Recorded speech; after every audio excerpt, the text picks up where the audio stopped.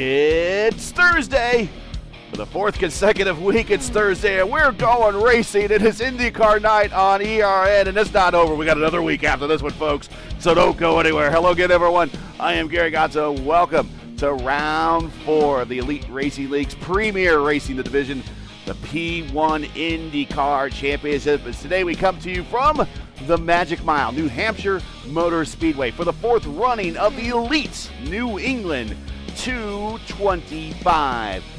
Joining me as always in the booth is Luis Gonzalez Nunez. Luis, welcome to New England, and it is the land of the lobsters, and it's the Granite State, and it's a lot of trees, and we got Mount Washington up here. But welcome to New England, and welcome to New Hampshire. We have started this season 3 for 3 different races, 3 different winners.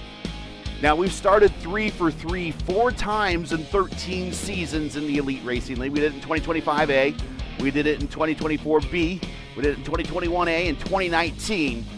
We've gone 4 for 4 twice, but that's the record. Never 5 for 5. A modern-day IndyCar record is 7 for 7, and that was Cart in Indy Racing League, did it in the same year in 2000. Do we see a new winner? And I do think we possibly do today, looking at the numbers. Someone like a Glendy, someone like a Alexis Newsom, someone like that, or do we see another repeat winner of someone that has basically made their way to the top of the charts here rather quickly, and like Daniel Falkingham? What do you think here today? A very difficult, extremely difficult New Hampshire racetrack. Yeah, good evening everyone. For sure it's going to be a difficult. Actually, the temperature for the track is 118 today. We've seen, you mentioned about when before we started broadcast, talking about the some people hit the wall in turn 2. I see if Chad tried to attempt to make the qualifying, he went to the wall in turn 4. So it's gonna be a tough race, especially in New Hampshire. New Hampshire is not easy, man. It's not like I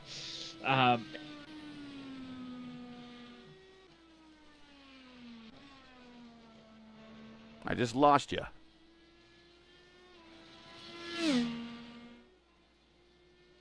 And I just lost you.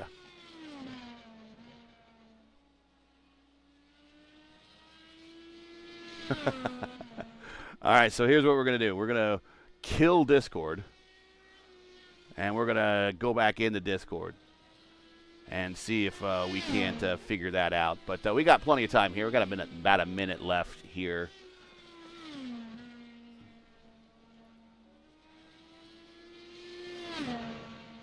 Are you there? No, you're not there.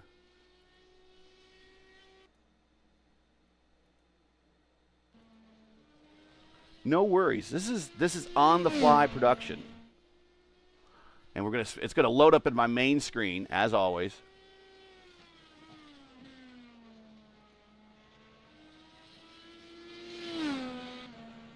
On the fly production. It's no problem. That's just how we do things.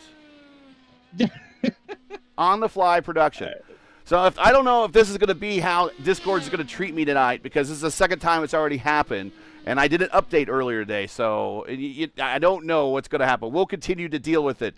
But if you were saying anything smart before, it went unheard. No, I said about the Alexis Newsom is the pole sitter for now. Falkingham is second. I think the timing is going to be very close, and for sure it's going to be a new winner today in the lineup. So actually the qualifying is over, and we go over there. Yeah, let's do a real quick look at the points before we get into tonight's lineup. Tyler Fody is your points leader over Daniel Falkingham by 4 points. Hunter Ingrave is third. Alexis Newsom, who missed our race last round at Silverstone, she is fourth. Brian Blauman is fifth.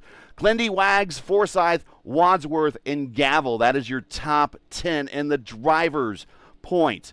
Here is the rookie standings. Of course, Falkingham, with the win last week, launches himself to the top of the rookie standings, but not too far out of this is Alexis Newsom, Michael Mixer, Paul Mini Letters, Alfieri, Pedro Blybo, Greenlee, Bagney, Durazo, and Cullen.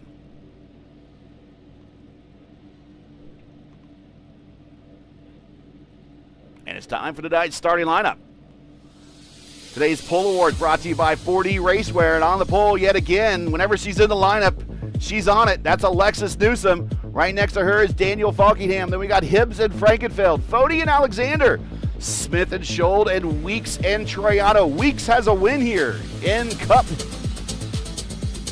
Stanley Blauman, Rexine Durazo, Hearn and Gavel. Richie Hearn actually sat on the pole for real here in 1996 when the Indy Racing League came here. Heil and Vandermarl back in row 9, Hobson and Owens in row 10. Mini letters in Forsyth, Glendy, Aldrich, Camargo, Stock, Greenlee and Albrecht, and Ricky Paz, who was one of the Hoosier 500 qualifiers. He is in the lineup back in row 15 with Mark Reblis. And then we got my hero, Dan Marrera, Jim Herrick, his boss, Alferi, Hunter Ingray from deep in the field, Wags and Fortson and Kosala back in row 19. And that, I had to get it all out because we only had one lap to get this done on a mile oval. That is your starting lineup.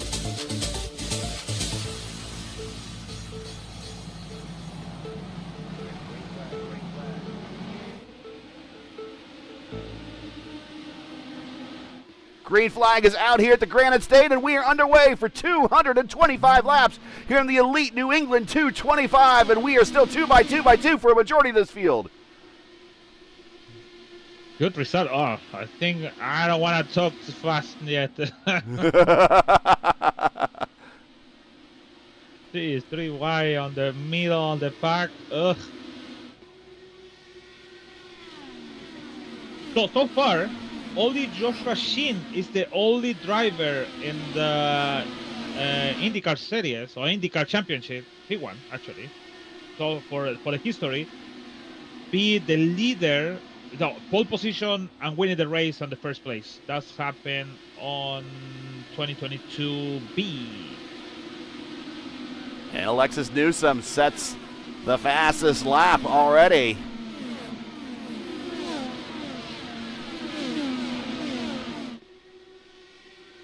Look at this from Weeks, Rexine, Weeks, Heil, Richie Hearn. We're going 3 wide with Richie Hearn in the middle. He doesn't want to be there. Cars down low. And again, I think the high side, Alexis Newsom goes purple again at 152.9. Watching this from Richie Hearn's point of view. Actually, this is Weeks' point of view.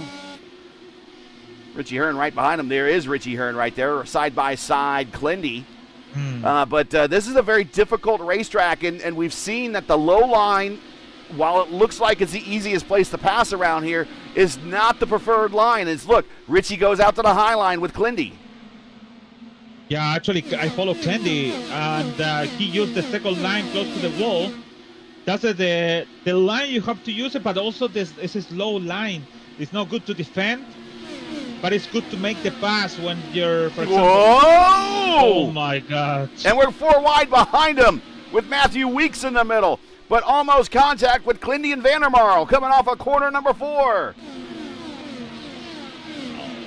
It's Team Paul in the first line. You don't want to use the first line when your tire is really useless. So it's also pay attention about the brake. Some people use a little bit brake. Some people brake it before to go and have an exit after. Sorry. They brake before to have an exit before. That's also you use in the road course. So, but some people brake after to have exit after. 3 wide to the corner. AJ Hobson, Weeks in the middle again, and here's pretty mini letter small down to the bottom. They're going to drag race down the front stretch. Now they get back in single file. Matthew Weeks is not giving up that bottom line, and I'm wondering if that's more of a Cup thing than an IndyCar thing, because the bottom line, I think, in the Cup side of things is the better line around here. IndyCars, with all the momentum on the high side, look how high a lot of these drivers are staying and making a lot of progress up there. Yeah, I think in some point he must to come back to the proper line, and I think the problem of Matthew Weeks, he already lose from 9, now it's 22, so is something have to change it, and I think maybe he wanna be on the back. He don't wanna get in trouble. Maybe he sees something Yeah, it's true Like too. you saw one day, you remember when you're gonna be in trouble. I think so. In Lionheart happened. You told me about that. You out of the trouble, and you finish on top 10. So I think Matthew Weeks want to kind of like that strategy, just finish the race. What if it finish on top 10 or top 5? Because he's down the 16 spots right now. Yeah, I thinking about he's going for the patient strategy. The Elite Racing League's pull award goes to Alexis Newsom, who started on the pole today. It's sponsored by 4D Racewear. Check out their line of made-for-sim racing gloves, shoes, and apparel. Visit today at 4dracewear.com. The link is in the description. A little bit further up in the order, Clindy side by side with Heil. Clindy up now 8 spots. He is your biggest gainer at the moment, also up a lot of spots. Ricky Paz making one of his first starts in the series. He started back in the 29th position. He is up to 23rd as he works on Jordan Owens, former front row sitter at Indianapolis here in the Elite Racing League. But meanwhile, up front, Alexis Newsom pulling away by 1.3 seconds over Daniel Falkingham. Falkingham second, Frankenfeld in third, Hibbs with our defending champion here in fourth, and Tyler Fode in fifth. Yeah, normally for the leader is pull away if you find the right adjustment in your car. So I think Alexis Newsom found it, but she cannot fall asleep thinking about it. Oh, I have a 1.3, 1.1 now. I think Alexis Newsom's losing a little bit timing up front, and she lose 1/10 or 2/10 in one lap. So I think she need to keep in the timing. I think Daniel is going too low, man. Too low for the line. She's going to reheat the tire for sure. But you know what? The thing is one thing to coming close to the leader, and the other thing is past the leader. And that is the completely different scenario.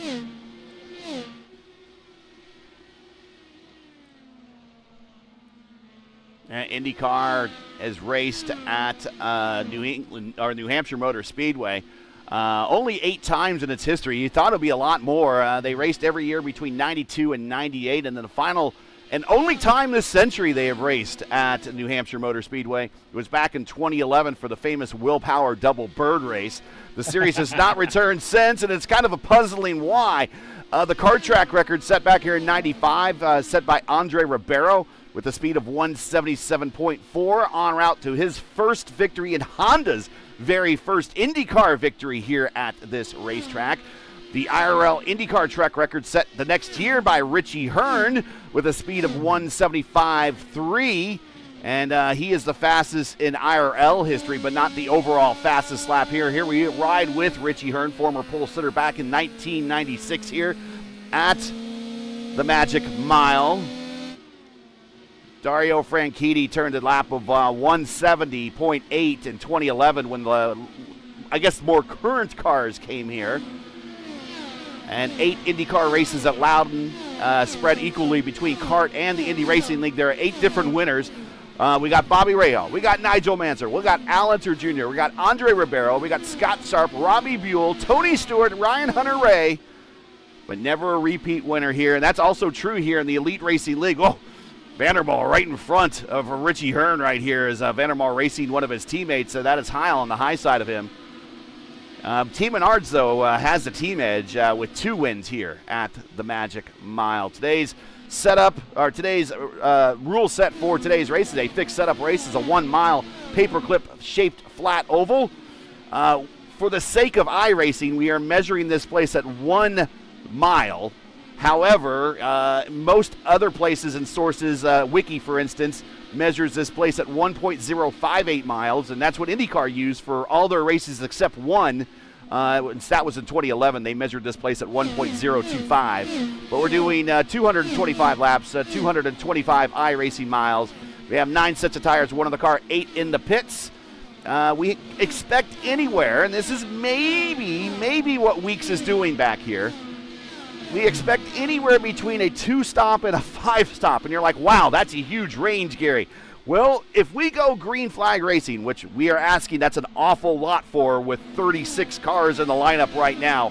And I'm expecting yellows to start coming out here because we're 22 laps into the stint and these tires are starting to go away.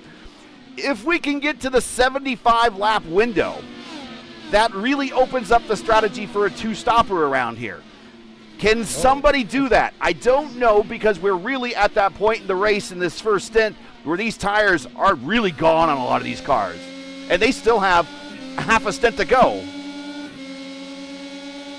Yeah, actually, I remember in my times, I have a race. I check. Oh, Daniel Rato. Oh my God, the car flew. Oh no. Oh, we have car, and that was I think I jinxed us.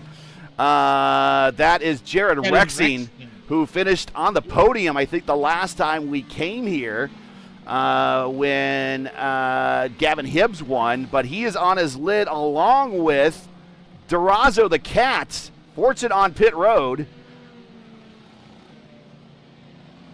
Rexing used the low line. Yeah. Yep. Yeah, we're going to watch it off the corner, and he just runs right up into kind of the side of Daniel and barrel rolls down the front straight. But again, it's using that inside line. It is very hard to pass here, and I think people are at that point in the race. Also, remember I said we're about halfway through a run, maybe a third of the way through the run.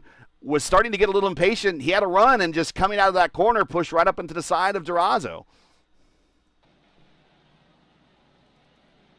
And now here comes everybody to pit road. Now here's interesting. Who's going to come to pit road and who's going to go for track position? I think the people going for track position, Lewis, are the ones that are going to benefit the most out of this caution. I think it's a good idea to stay out, especially if I am Frankenfeld and I have a track position in this track. Actually, by the way, he is the former pole seater over here in 21B. So I say it's a good option. It could be a good thing to be in the front, because what if the problem is about Alexis Newson? Now she is on 10. She's racing for 26 laps in clean air. Right now she have to. She needs to come in to the green flag with the dirty air, so it's gonna be a tough race. And let me tell you, it is really difficult when you're racing for 25 or 26 or 30 laps by yourself and try to turn the car with the dirty air. Is really difficult. It's a switch, 100%. All right, we'll reset the field when we'll come back. We'll get a quick word in from iRacing. We'll be right back for the green flag here in the Elite New England 225. Racing isn't easy, but experiencing it is. iRacing puts you in the driver's seat with the industry's leading sim racing game. Drive on laser scan replicas of the greatest racing circuits from around the world. Go head-to-head against other drivers chosen by skill-based matchmaking to ensure competitive racing at every level. Compete across all your favorite series. In officially licensed cars, engineered to deliver the most accurate driving experience possible.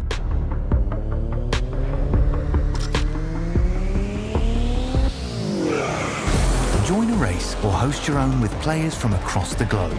Race against the computer or in a league with friends. Feel the thrill behind the wheel. Visit iRacing.com.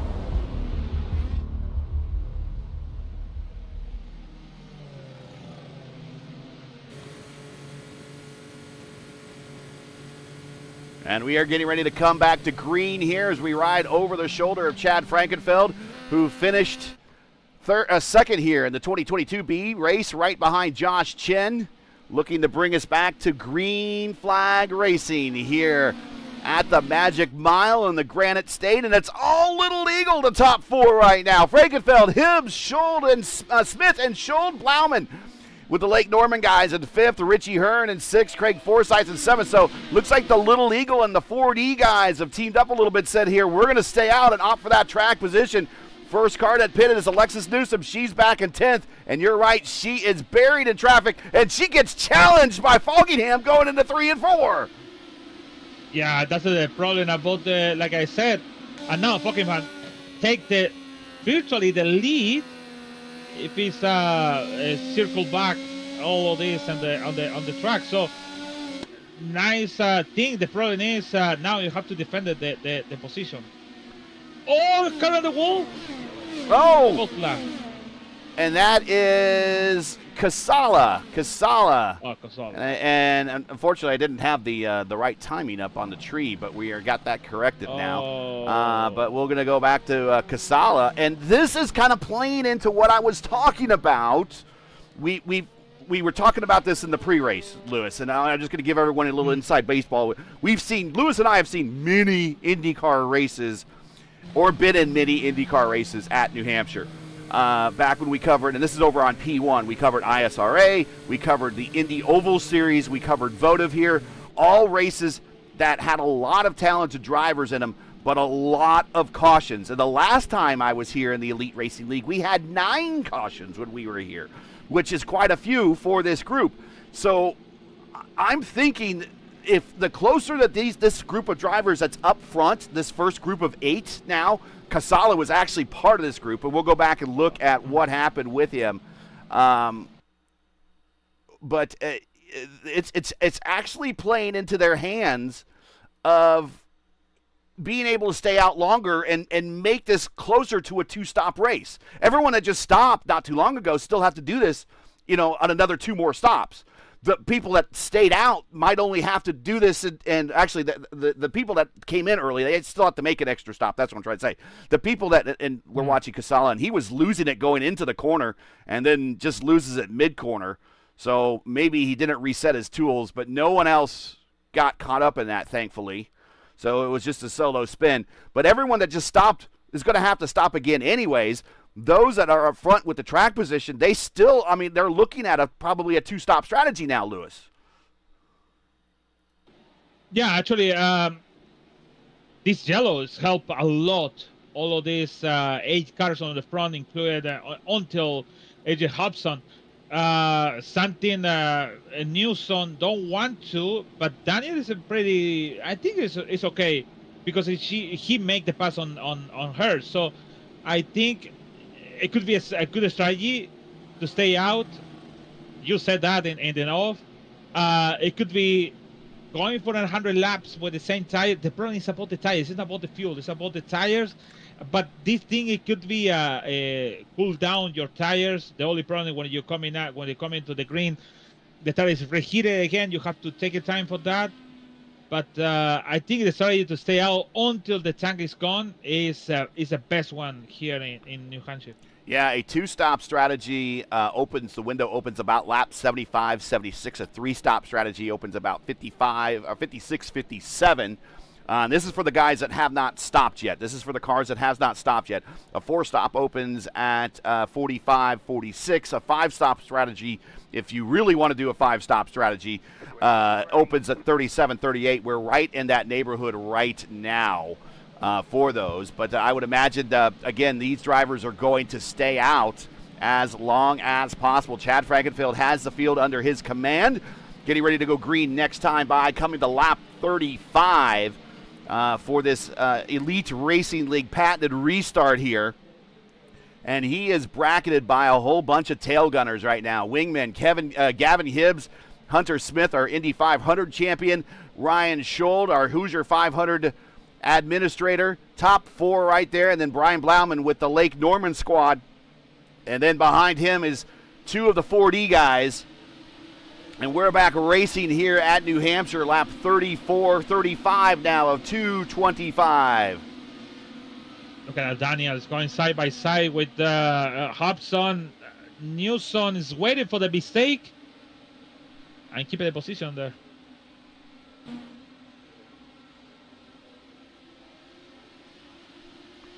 And he could do that with those newer tires down there for a while, but you only have a very small window of about 5 laps or so. And look at that high side just come back in for Hobson as he goes down the backstretch. He's almost lose Alexis Newson the car on the exit on turn 2. So yeah, you only have a margin for maybe 5 laps to make the attempt to pass. After that, everyone is equal. And we always said in Milwaukee it's the same thing. And here's Falkingham. He might go 2 for 1 here. He clears AJ, and he's going to clear Forsyth. And now AJ is going to try to follow through, and I don't think AJ has quite the tires that Falkingham has, and he's not going to be able to do it. In the meantime, he's going to bottle up Alexis right behind him. Yeah, I always said this: the people have a good road course. They working pretty good here in the short ovals because you use the brakes. You can go straight to the dive bomb basically, and braking. Like a road course challenge. So the guy did that and did a good job. That's why he made a 2 pass with Forsyth and Hobson. Also making some moves up in the back there, Foti and Troiano. There is our points leader in that purple car, Tyler Foti, my pick for the championship. Making me look smart so far. Now, I don't want to rule out Ethan Stanley, and he cannot pit for rain tires in this race, so I think he's still in it. And there's Clindy. Watch Clindy here. He is an oval meister.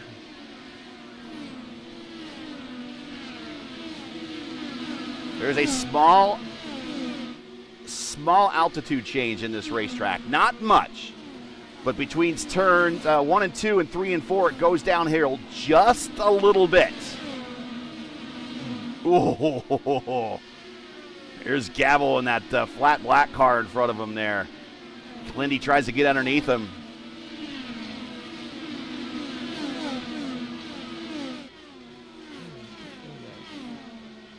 Oh, Camargo's gone. Wow. Camargo fell. Camargo side by side with the Aldrich. Nice save on Camargo. He hit the wall for sure. It could be penalty. Maybe have a penalty, Aldrich, about the incident. We'll check it out again, and here it is going into 3 and 4. Our Indy 500 pole sitter in the F5 car, and then there's Camargo in the green car. And Albrecht just kind of sends it on in there, and a little bit of a kiss on the side quarter on the side pod, and sends him up into the wall, kind of reminiscent of what Tony Stewart did to Buddy Lazier back in '96 a little bit.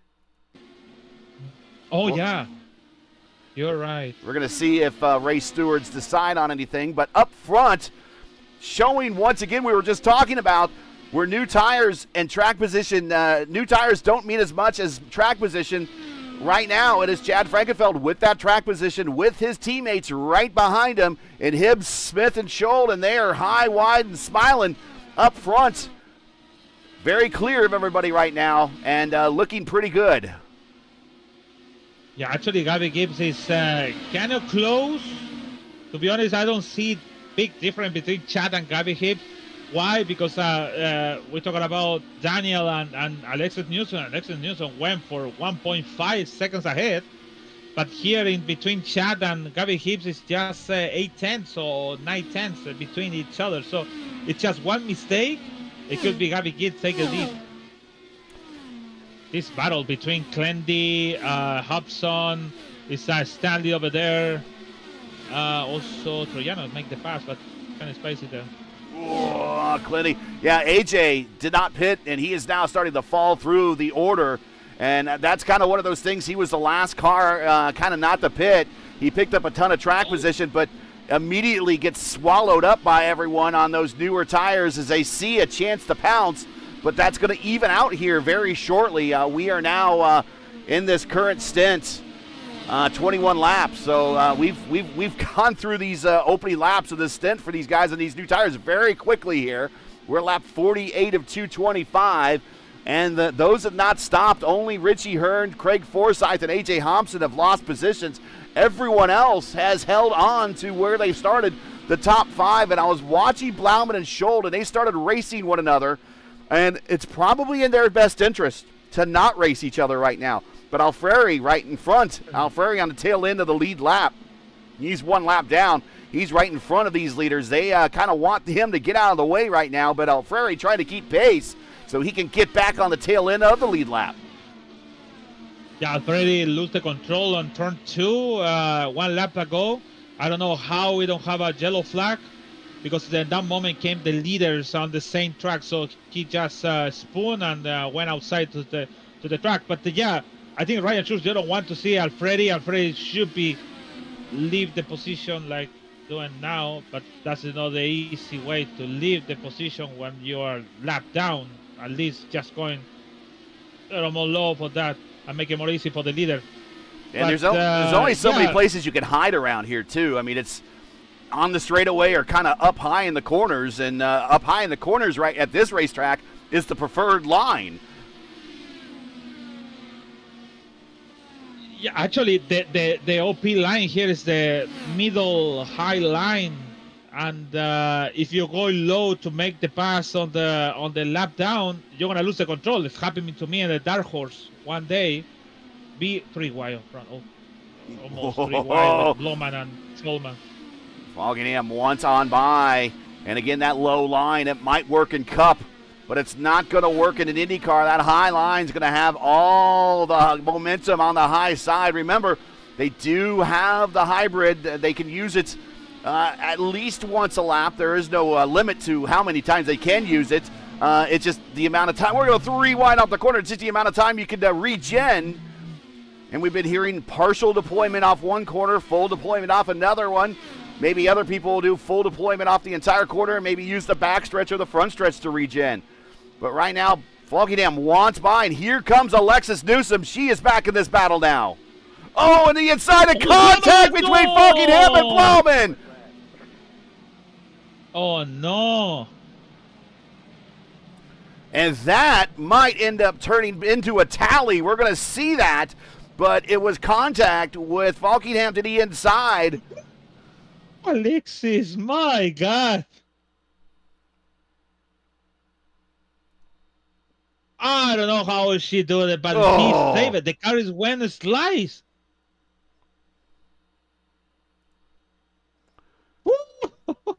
Nice for her, because she survived with that. I don't know why she do it, man.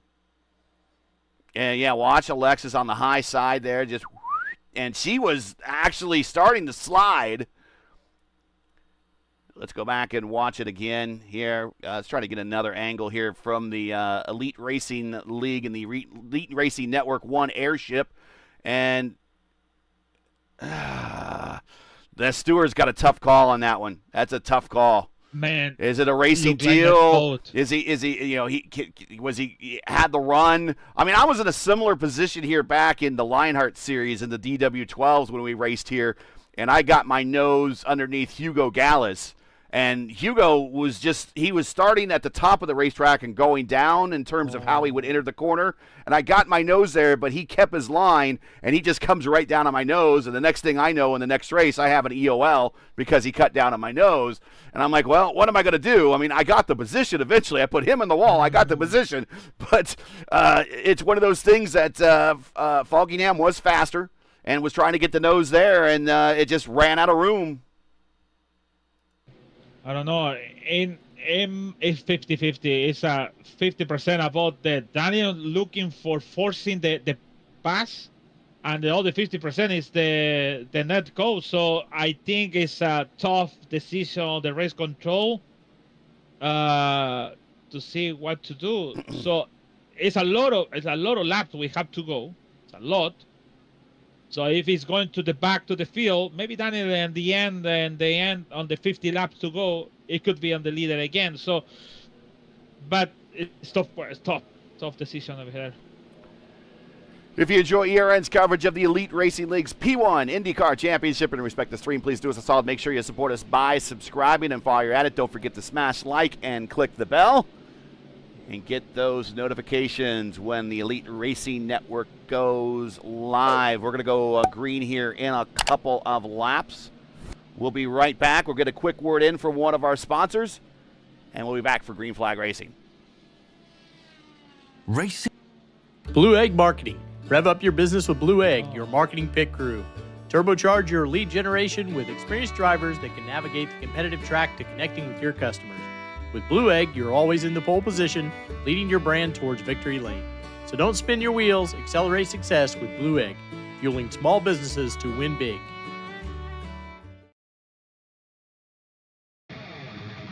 The Lucas Oil School of Racing. Simply stated, we are the professional ranks where the quality of the equipment often dictates the outcomes, and all of our cars are designed to perform and race as close as humanly possible. None of our competitors will have an advantage from engineering tactics.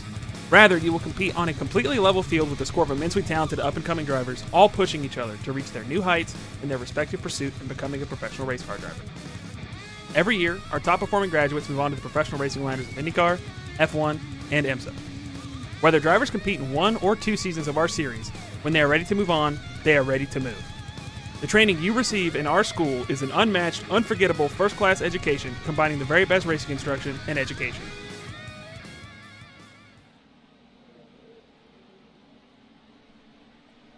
We're back in time to go Green Flag Racing. It is Falkingham, Alexis Newsom, Seb Alexander, Tyler Fode, and Clendy have all worked their way to the front. All those that stayed out, or all those that came to pit road after staying out after the first couple of cautions, Frankenfeld, Hibbs, Smith, Scholl, all the Little Eagle guys, they're back in 14th, 15th, 16th, 17th, 18th. And I got to say something, Lewis. I'm wondering if they're going to be back there as we're watching this battle here between Clendy and Fode. Those guys that are a little bit further on back now that are on this alternate strategy, I don't think it does them any good to push. I think they should probably just stay back there and ride this thing out, because all these cars in front of them are going to have to come to pit road sooner rather than later. Yeah, actually, it's a good chance. I think I don't want to be in trouble. Side by side, Alexis Newsom and Daniel. I think Alexis Newsom is going she is strong in this track, and I think it's right. I think we don't have to push too much, but the problem is they have a lot of cars on the front. One incident on the front, it could be game over for you. So that's the problem when you have a different strategy between one to another. So look at oh my God, on front. Who lost the control? Yeah, someone spun off of 4. We saw the smoke. Yes, Osla.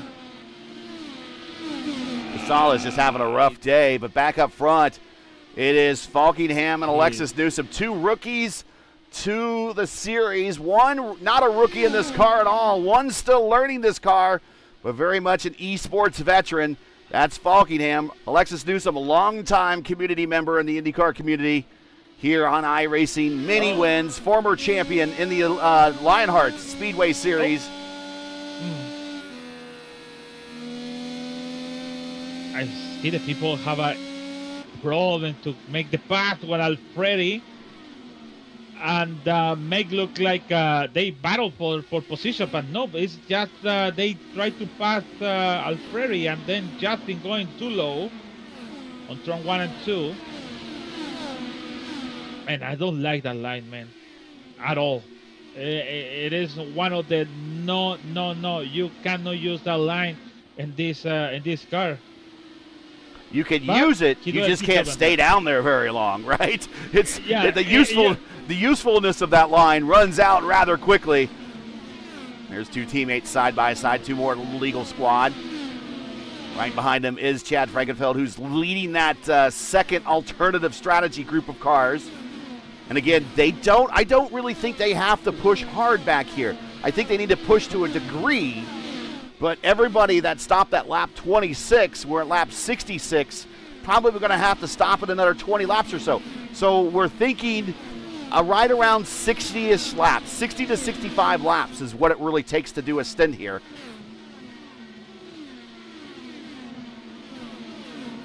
Yeah, oof. Oh, the yellow flag again. And it's Jim Herrick backwards down the back stretch. By stealth. Whoa. Camargo, my God. And there's Jim Herrick. And I think it just kind of comes around on him. Yeah. Oh, he caught it. And goes back up the racetrack. A little kiss to the wall. Misses the other car. And then kind of just rolls and keeps the steering straight. But we're back under caution now. So, again, we're starting to get a lot of these cautions that we figured we would get. And Alexis Newsom, late turn down on the pit road, going off strategy.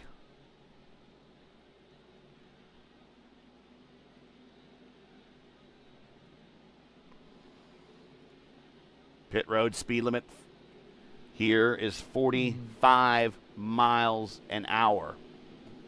Very slow. You got 9 sets of tires, one in the car, 8 in the pit. So they have plenty of tires. She can put on more tires if she wants. No fast repairs, no lucky dogs.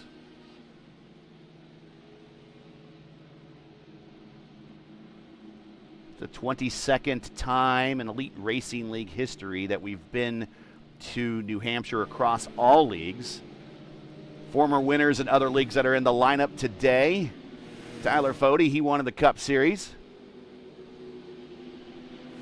Chad Frankenfeld, he won in the Modified Series. Matthew Weeks, where's Matthew? There he is. Matthew won here in the Cup Series. And Ethan Stanley, there he is in the Blue Egg car. We're in the Blue Egg segment. And he won here in the Cup Series.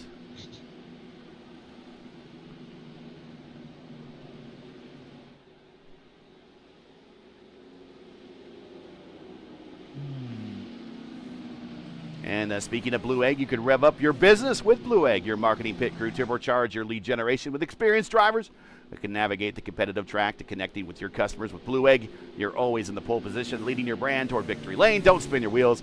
Accelerate success with Blue Egg, fueling small businesses to win big. To learn more about Blue Egg, of course, their link is in the description. Also, I want to thank the fine folks at Worldwide Technology Raceway. Of course, we know them as a motorsport racing facility in Madison, Illinois, just east of St. Louis, close to the Gateway Arch. It features a 1.25-mile oval that hosts, more importantly, the NTT IndyCar Series. To learn more about Worldwide Technology Raceway and to buy tickets for one of their marquee events, including the said IndyCar Series race that's coming up later this year, check out www.raceway.com or click on their link in the stream description. Going green next time by, it's Falkingham.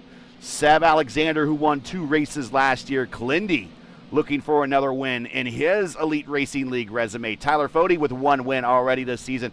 And Ethan Stanley, one of the all-time winners in this series. He is up to 5th. And I'm going to joke on him here a little bit because he has not had on the pit road to put on rain tires. But Ethan, it's been a while since he's been in victory lane, and he would like to get back in it. And then Ricky Paz up 23 spots. 23 spots, Lewis, for the votive driver. He is back in 6th. Matthew Weeks in 7th. Vandermarl 8th. Green flag is out, and we are back racing at the Magic Mile. Yeah, good to have new names in the top 5 or top 10 actually, with the Mexicano Ricky Paz in there. And Paz is going to go around Weeks, the Mexican driver, sporting those kind of that McLaren orange of a fellow countryman, Pato O'Ward.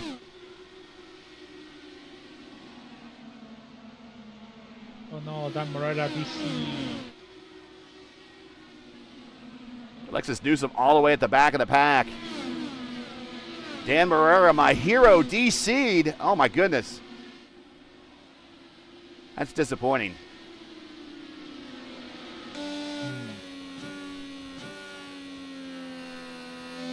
Riding with our leader, Daniel Falkingham. So you see going into turn 3 here, it goes downhill just a little bit. That is an elevation change there. The track is not completely flat. It's not like the elevation change on an oval. You see it like North Wilkesboro, which is really odd looking and kind of built purposely because it was so old they didn't really scout the place out. This place, there's just a slight natural elevation drop going into turns 3 and 4. And I think it's one of the reasons why we see, especially these Indy cars, having problems in the 3 and 4 side of the racetrack. On the 1 and 2 side of the racetrack, which is they're racing towards now, Lewis, it's mainly, you don't see a lot of problems going into 1. Well, unless someone tried to dive bomb someone like we kind of saw earlier in the race. But it's mostly coming off the corner. But going into 3, the car gets really light as you turn in because of that slight dip in elevation there. Yeah, actually, it's one of the incidents happened today. So went too deep on the track, and then he have a loose. So everyone can lose over there, especially even Alexis Newsom. They have an accident, kind of loose in the turn 4. But yeah, you're right. I think the only oh my God, she's loose, man, in turn 2. So I think the problem is that, like you said, it's different tracks. Actually, the oval is never same. No oval in the iRacing is the same. Yeah, it's really loose. She's super loose. Maybe I don't know what has happened. You know, it's sometimes happen. You have a good first stint, second stint, the best one at the third, and then you come into the pit with new tires, fuel.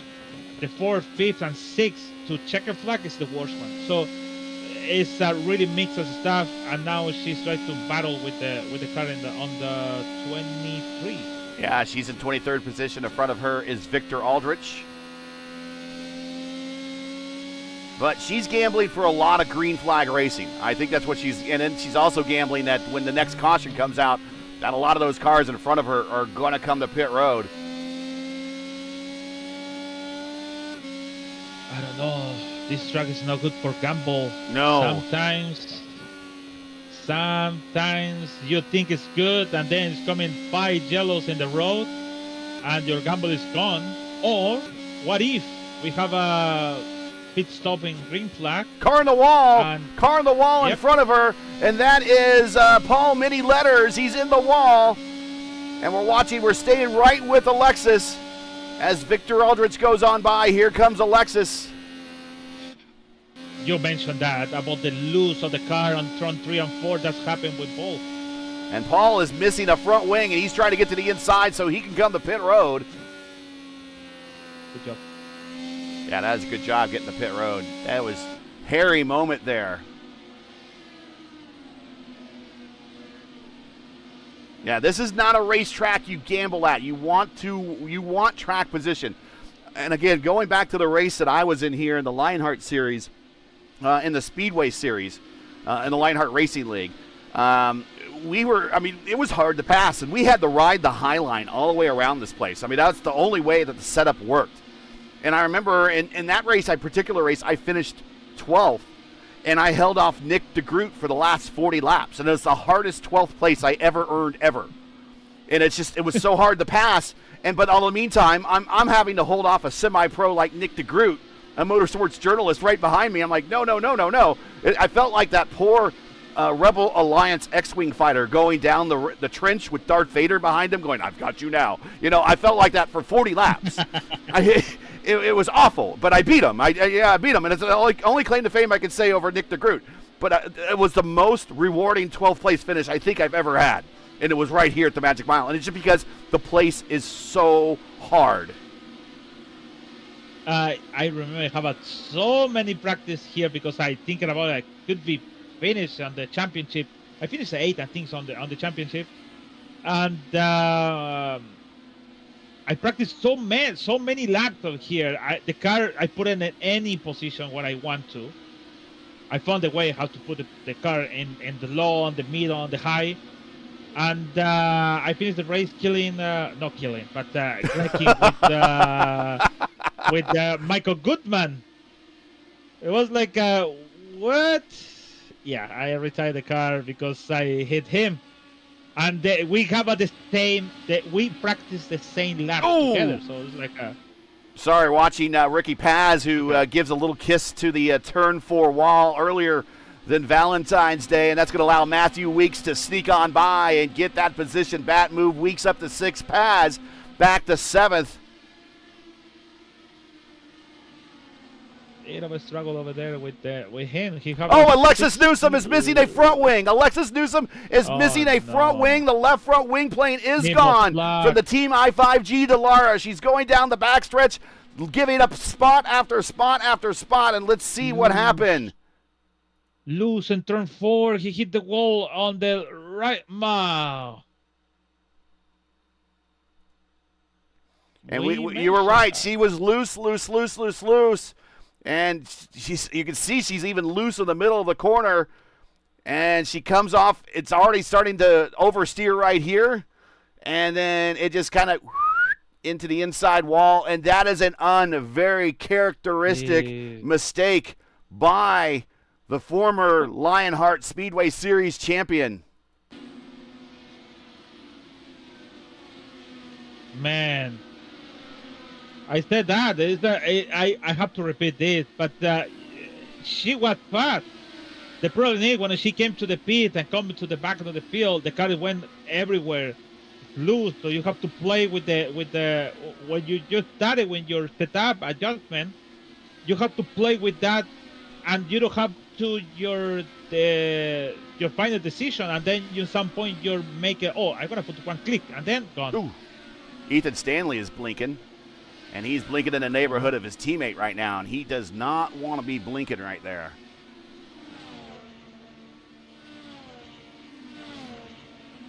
So, come back to the front. Gavin Hibbs is leading the second strategy over the chat.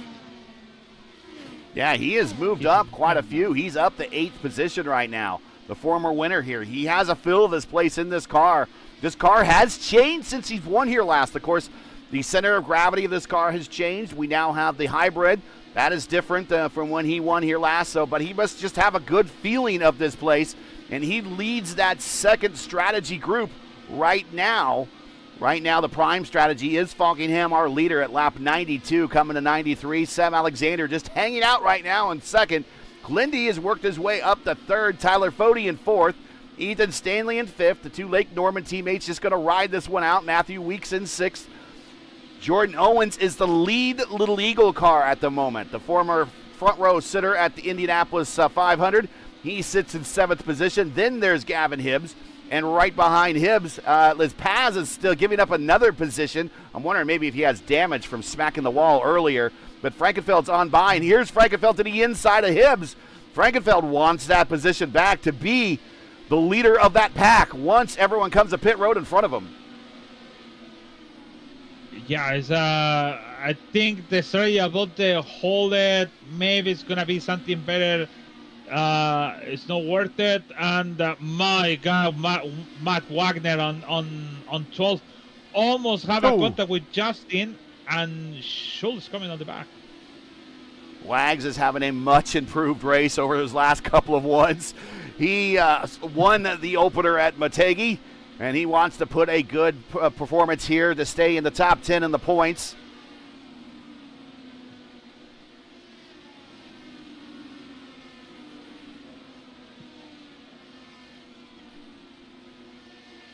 I want to thank the Lucas Oil School of Racing for sponsoring the Elite Racing League. Lucas Oil School of Racing is dedicated to developing the next generation of open-wheel drivers through professional instruction, real race cars, and real on-track experience. From newcomers taking their first steps to racers sharpening advanced skills, they focus on discipline, precision, and performance at every level. Learn more at lucasoilschool.com. The link is in the description. Lap 97 to 225. Very quickly checking off these laps to get to the midway point here at the Mile Oval, just outside of Concord, New Hampshire. As they say in the area, Concord. And I could say that because I have family all from the area. Oh, wait till you get down to Massachusetts. It's a whole different vernacular down there, Lewis. You've heard the Boston accent, have you? No. You've not heard the Boston accent? When you park your car? Maybe it's You park your car, you know, go see the Sox at Fenway Park. Don't know. I have to maybe see some. You don't have a lobster. You don't have a lobster in Boston. You have a lobster. Lobster. Yeah, lobster. I don't like the lobster. I am allergies for that stuff. Maybe I am not really into that place. So they asked me, oh, how is possible you be a lobster allergy? So well, this is me. It's what Ricky Paz coming to pit road, so he could not hang on to his car any longer, and he's going for new tires. Smart. 73. And this track is, I have a family in Concord, and this is about 20 miles or 20 minutes or so right from their front door. So this is in Loudon, New Hampshire, not too far away from Lake. Clindy. What's that? Clindy coming to the pit. Clindy coming to pit road, yeah. Lake Winnipesaukee. Man.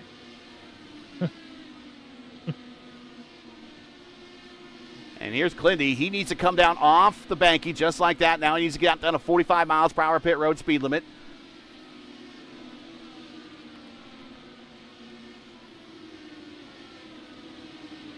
And we'll watch him come down to his stall as he hits the marks.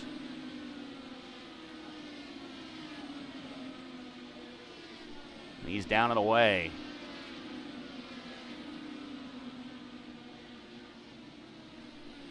And he is moving, so his stop is done. He's still going to have to do probably 2 more stops, so he's still deep into this cut.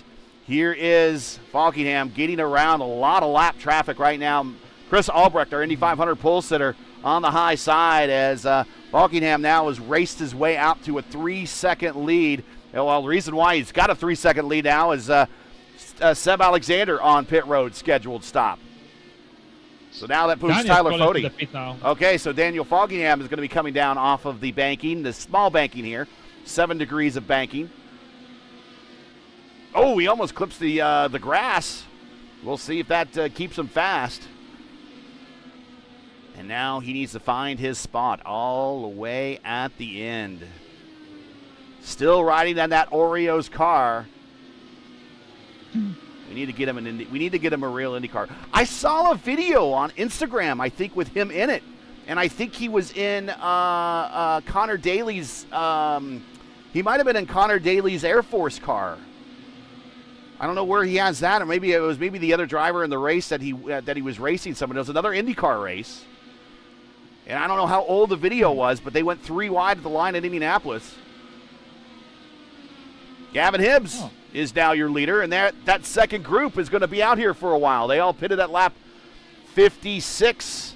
They are 50 laps into their stint, and we expect them to go about another 20. I wouldn't say 20 laps. Well, I would make close to 20 laps. I don't think full 20 laps. Falkingham went 79 on that stint with the cautions.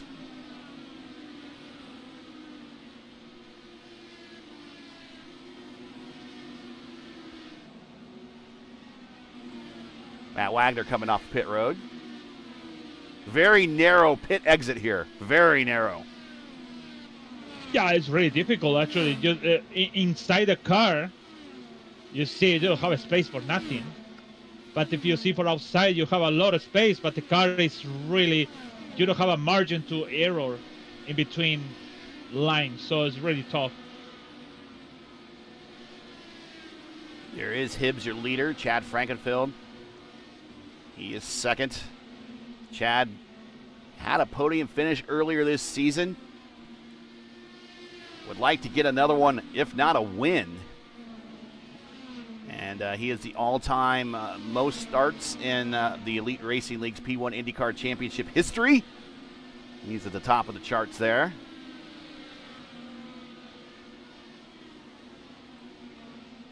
It's like the Dixon Power. Yeah. Is coming from that time. Yeah. Chad, this is his 123rd start. He has he's second all time in pole positions. Adriano Pinero has 35. Chad's tied in second with Henry Bennett with 10. And he ranks third all time in top fives. He's tied with Victor Del Porto with 33 top fives, and he leads all drivers with top 10 finishes. with 72. That's even more than Adriano Pinero, if you can believe it.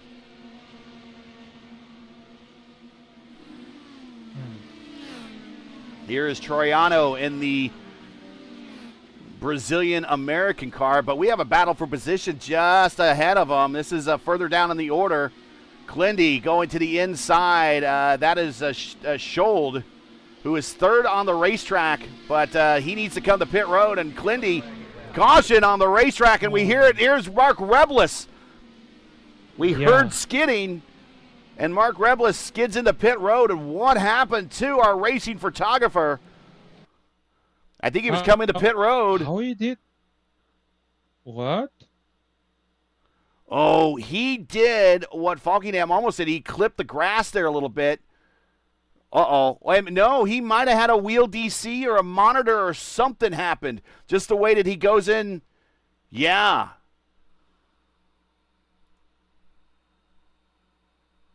Wait, what? Yeah, so something happened. This has to be a mechanical because he goes down pit road. How? And then he goes into an inside wall and he keeps accelerating. So I'm wondering if he had a wheel DC or something. Now he's coming down. Maybe his monitor's going and he just knows that he needs to get down. He just doesn't know where he's at or something.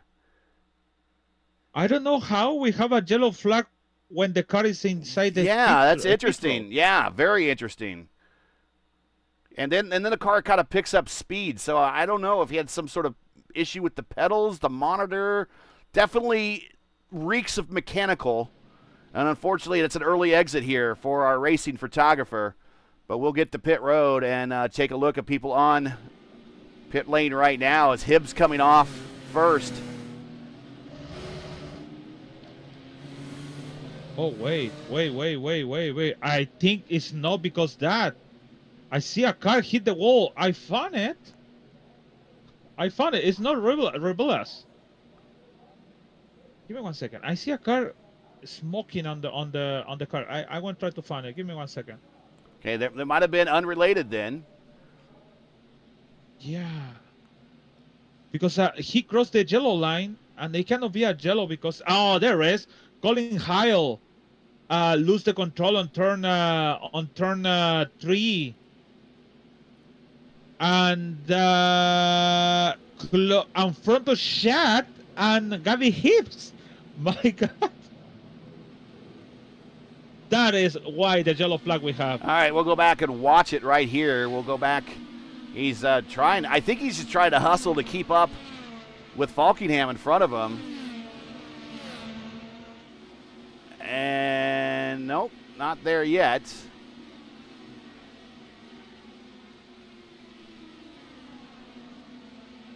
It had to be off of 3 and 4. I think that's where I heard the skidding It's a 3 and sound. 4, yeah.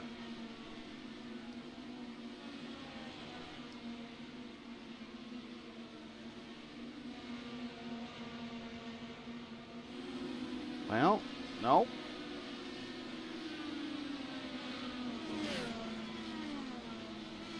It's give me 1 second. Colin Heil is lap. It's lap 1. There it is. We'll watch. He comes into 3 and 4, and that's what we talked about. Getting loose coming into corner 3 and 4 because of that small change and the way that racetrack just dips a little bit there. And he did a little bit of a power slide. He kept it off the wall, but it was a moment. Let's go back about 15 seconds there before, and let's ride with Chad Frankenfield.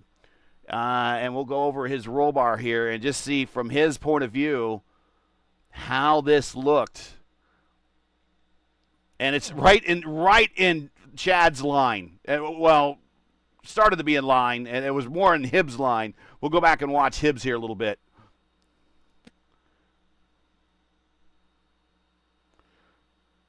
We'll speed it up here. Oh, he kind of smacked the wall coming off a 2. Okay, watch this here. Watch this. You turn, the car kind of, the racetrack kind of dips away from you, and now he gets light right there, and he's right in front of Hibbs. Hibbs just like, stay high, and he went low.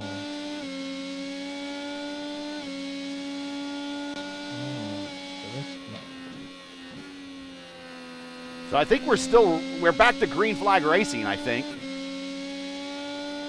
Yeah, we are on green flag now. Yeah. And it is Falkingham, Hibbs, Frankenfeld, Schultz, Smith. We're doing too much on the replay there. We just wanted to show you all the angles, and there was two incidents. Oh, and another one, and Chris, big wreck. One. And this has championship implications in it because Seb Alexander's in it. 3 cars involved on the far end of the racetrack, turns 3 and 4. Let's go back and take a look at this. And now we're starting to get into these repeats. Oh, Alfreri loses it on the bottom, and he goes up into. Oh God! Oh my goodness! Do not use the low line, even with the new tires. Well, the way he went, braking when he turning, that's why the car made that thing. I don't know. It's kind of weird. Sometimes the car do it, but sometimes you have a 50-50 actually. Watch this again. Again, he goes, or again the same thing. It kind of goes into that turn, and the elevation, the little elevation change there. Gosh, look at that flying into your face there of Albrecht, our 500 pole sitter, and that's going to end the day for 3 cars, one of which was a contender. Clendy, he saw it coming. Yeah, Clendy stayed out of it. Oof, okay. Let's get in some more words from our sponsors. We'll be right back for the green flag. Your leader right now, Falkingham, Hibbs, Frankenfeld, Schultz, and Smith. It's a Little Eagle party at the front, and Falkingham's not invited, but he's the leader anyways. We'll be right back.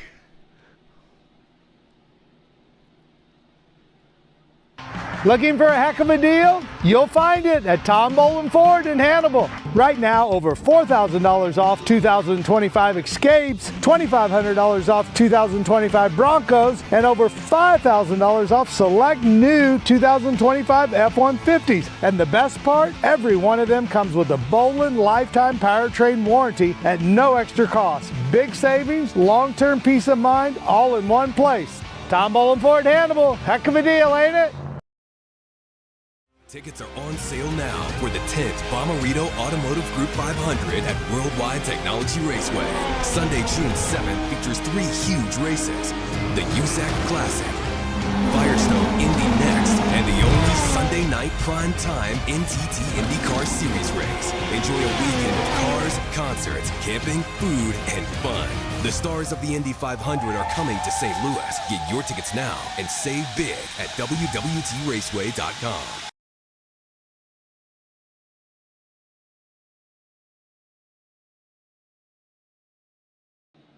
Okay.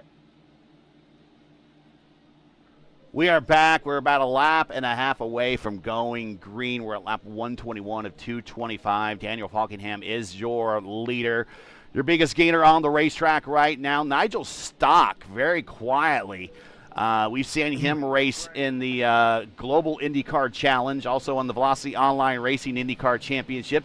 He is up 16 spots to P10. Craig Forsyth up 14 spots to P8, that's no surprise to anybody else that knows Craig. He is the master of track position.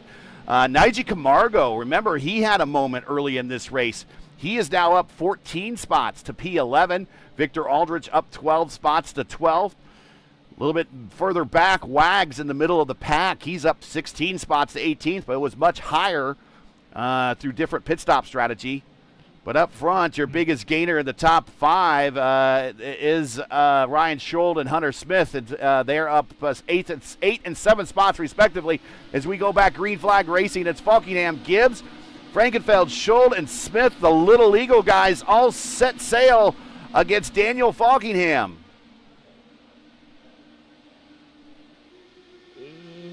I see, and talking about Forsyth, man. That guy have a good strategy. Always have a clinch the fuel strategy pretty good.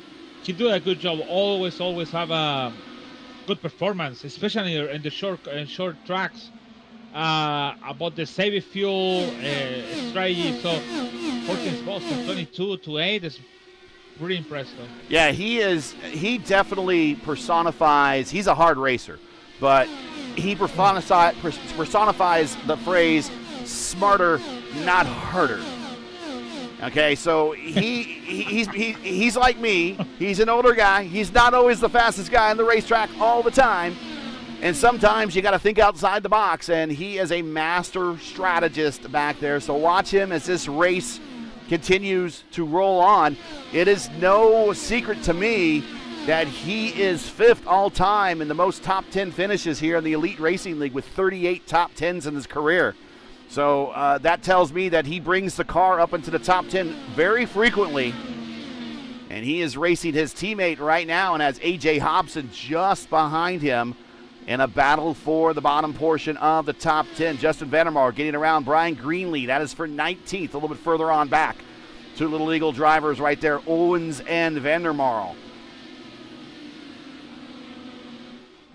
Glendy, purple lap, 153.2 in the Pink Panther.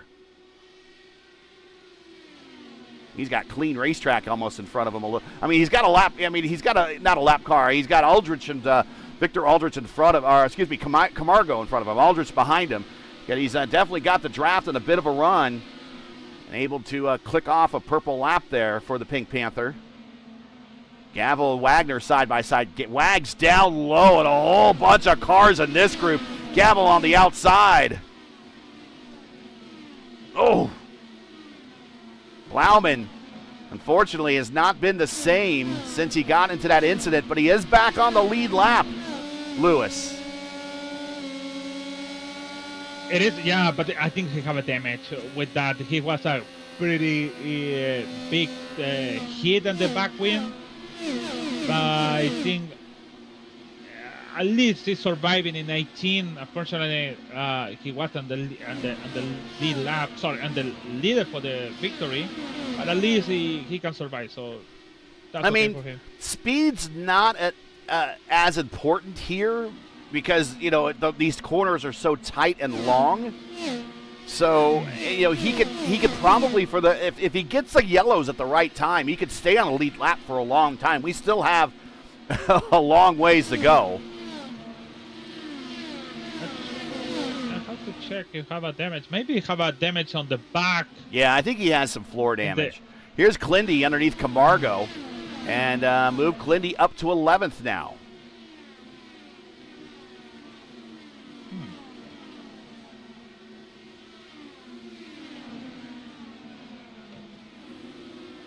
And again, watching Owens and Vandermeer battle for position, 16th and 17th. Tyler Fode back in this mess as well. He's in 13th. He's got Camargo in front of him, then Clindy. Now listen how busy they are in the cockpit on these cars. Let's ride with Clindy here. But it's not just turning the wheel and expecting your downforce to hold you there. Down the 4th gear, down the 3rd gear. Go ahead. Ryan Gable lose the front wing. He hit the wall contact with Jordan Owens on. Oh my God. He's gonna lose a lot of position. He's missed his left front wing plane, and we'll go back in time and see that and see what happens. And he's racing Owens. He's already lost it by this point. Let's go back a little bit further in time. Here he is. It's in 3 and 4, and I think Owens getting the dirty air from Victor Aldrich in front of him, and he just kind of scoots up the racetrack. That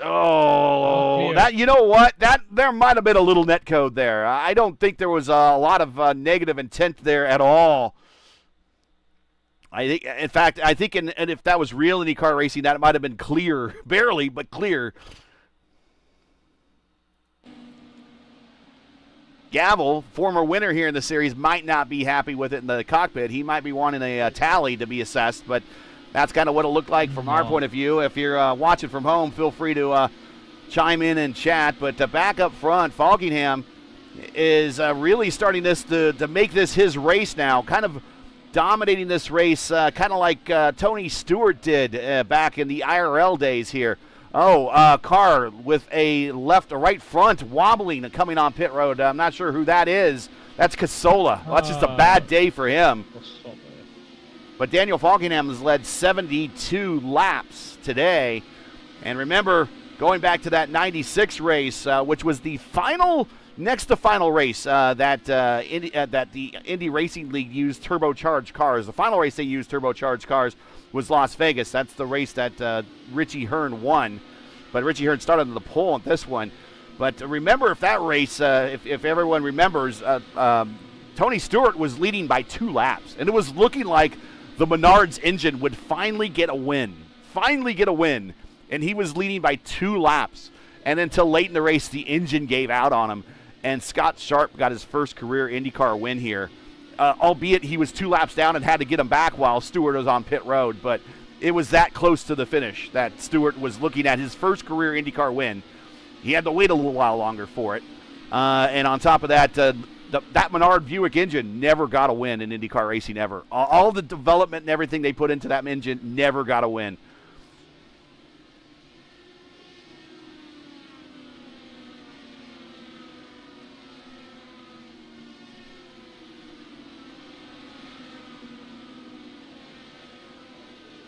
Trey Holmes in chat. He said a little bit of net code. I would agree. And chime in chat if you have a favorite driver, and we can get him on the video here for you. We would be more than happy to bring him into stream. Watching Chad Frankenfeld and Ryan Schold. Again, these Little Eagle guys not racing each other very hard right now. I would imagine that they're all kind of pacing one another, knowing that they got a couple stops ahead of them before they really need to go racing. And the side-by-side. Side-by-side with Craig Forsyth. A lot of IndyCar wins and a lot of IndyCar starts here. Nigel Stock losing some positions. Speaking of Nigel Mansell has won at this racetrack. One of his oval wins. So maybe Nigel Stock can channel Nigel Mansell today. A.J. Hobson and Tyler Fode.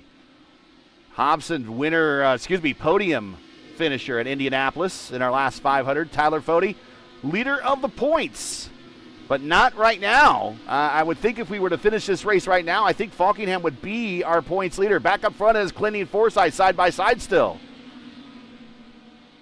They still, Clindy have 41 laps and Forsyth 29. Yeah, Clindy can make his car work on the bottom. I think he's really hustling those tools. I think he's working really hard.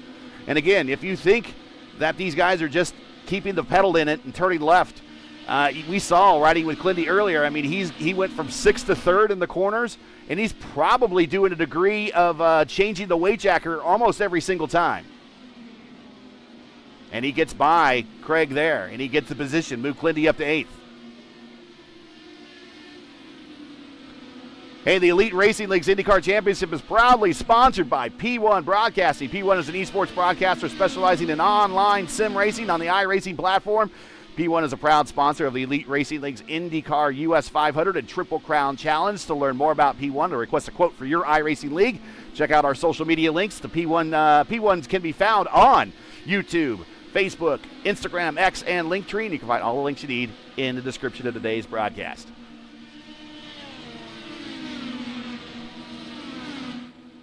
Even in Spanish, if you want to.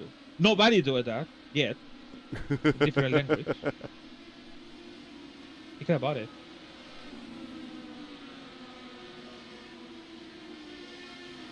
Oh, Troiano, Smith. Troiano just sent it and turned. Oh, and he sends it right in front of him, yeah. Yeah. I think Hunter Smith saw it coming and he said, you know what? Take it, don't worry about it.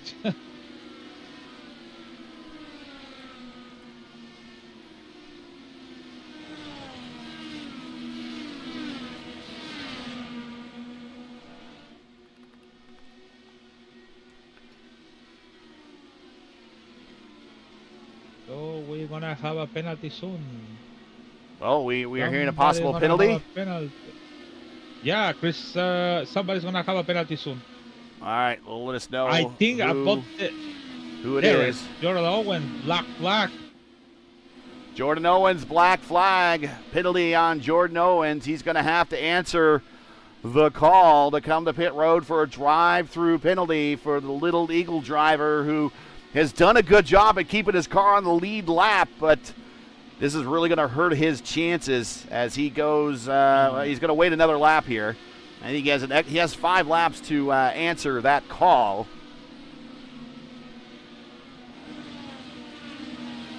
So I'm gonna be agree with the race control. It wasn't that code.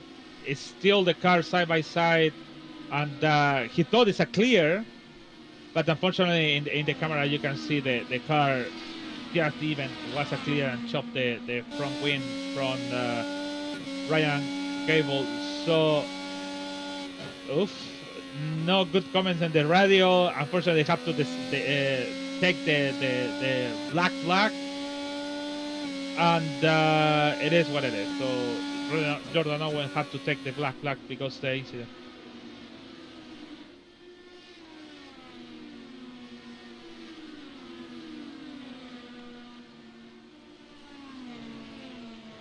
Oh, I remember. I already talked about this. I remember in a league. I don't remember which league was. It was in the Indy 500. It was Rick Raven, and he wasn't happy about something. Man, he got mute, and he got disqualified. Because I hope Rick's not watching. Rick, I love you, buddy. I always mention to him that it was like yeah, they are blah blah blah blah. Anyways, but that is what it is. So funny. And that is one of the things you can do in the sim. If you have a driver that's bothering you, you can mute them. I know. I think was it was the first race I won a money actually, because I finished on 5th. I have a fast repair, and somebody hit. I think I have a damage. I come to the pit, 5 laps to go. I went to 10th to 5th.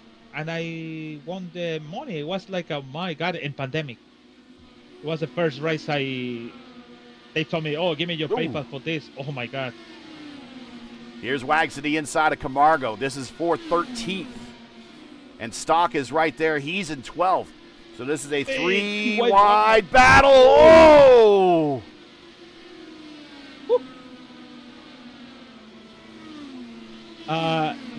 Nice for Wagner to keep going on that. Wags, big run off the corner. He backed it up, and he's going to go to the inside of Camargo there. And now it's almost like Wags was upset a little bit. He got pissed off, and now here he comes. He gets the shot on Camargo, and he's going to try to wheel in Stock now.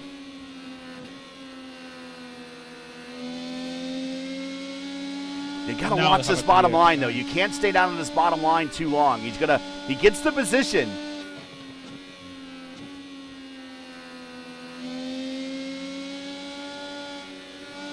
Ooh, a little bit of lift.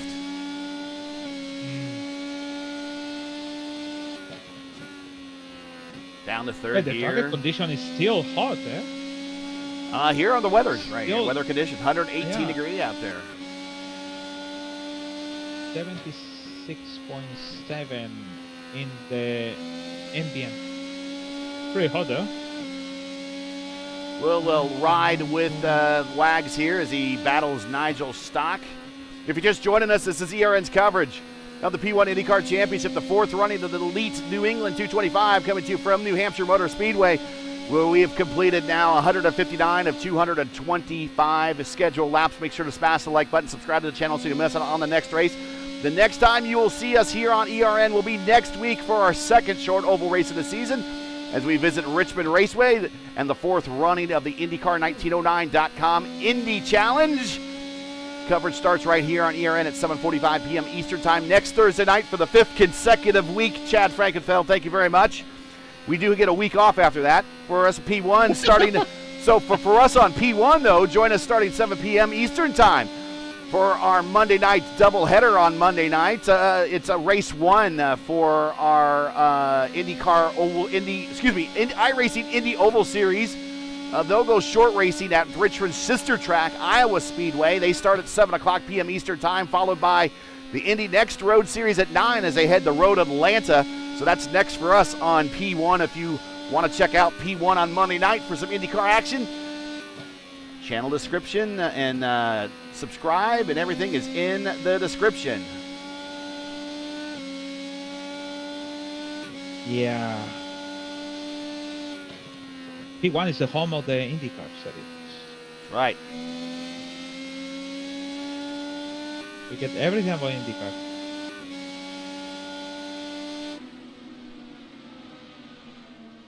Well, watching Wagner, who got around stock now, and he's working on Hobson. That will get him one step closer to the top 10. So let's get in the stint lengths for everybody now, because we have been green for a considerable...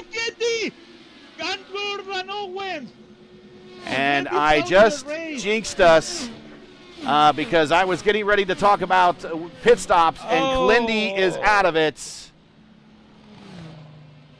Look like, oh my God, look like Clendy went to the Jordan Owens, and if you go to Clendy, look like Jordan went to Clendy. Oh my God. Yeah, we're going to back that up a little bit. And Clendy racing with Fody. And this would have been right around 8th position. Jordan Owens, remember, had to answer pit road on a and I don't know. It's just kind of racing. I don't know. I can't make that call. The racing stewards will have to make that call, and both those drivers are out. As Jordan Owens, he is out as well. And Clindy, he was in the top 10 in points, and that's going to be hurtful for him in the points in his efforts. He's trying to bring it back to pit road. On pit road, meanwhile, it's Falkingham, Hibbs, Frankenfeld, Schuld, Troiano, Hunter Smith, Richie Hearn, Tyler Fody, AJ Hobson, Craig Forsyth, your top 10. As we all hit their stalls and go up on the jacks. New set of Firestones, full tank of racing fuel, and they're down and away, and Hibbs chases off Falkingham. And now we're beginning to see kind of like what we saw back here in the 2024. Can Hibbs now possibly mount the charge now on Falkingham and get the win here? Still a long ways to go. Several drivers stayed out to get the wave around, but the leader still will be Falkingham. Hibbs in second, Schuld in third, Frankenfeld in fourth, Troiano fifth, Hunter Smith in sixth, Richie Hearn seventh, Tyler Fody, he is in eighth, Craig Forsyth ninth, AJ Hobson in 10th. And if anybody's looking for how to paint a livery, how to paint a good livery, look at Craig Forsyth and look at AJ Hobson. Those are classic IndyCar liveries, but with their own sponsors on the side. I could tell you that just by looking at Craig Forsyth, that's Forsyth Green Racing. And I could look at AJ Hobson, and I could say, well, that's definitely the Yellow Submarine, for sure, but it's probably Penske's rendition of the Yellow Submarine. But yeah, if you want to take an homage to an existing IndyCar livery or something from history, kind of like what Blauman has as well, although he's straight up, Blauman is straight up in the Interscope Racing livery. There's no homage there. Yeah, that definitely gets my attention. So if you want to know how to paint a livery, make it an homage to something, or bring back one of the old ones. Ryan Gavel showing a black flag right now. Jim Herrick showing a black flag. I wonder if they passed under caution. I'm not sure. Green flag. Pace car is in. No, oh my God. I can hear a lot of people talking and getting very mad over here in the track. So it's like at the old times when you hear the radio. We have the radio from whatever, and you can hear the guy talking about with the spotter and stuff or something here. I can hear over here. So black flag because they wave around. The league allowed to everyone to come into the pit to the lap when they come into the lap and make a wave around. That's why they have a black flag. These guys. So race control allowed to clean that.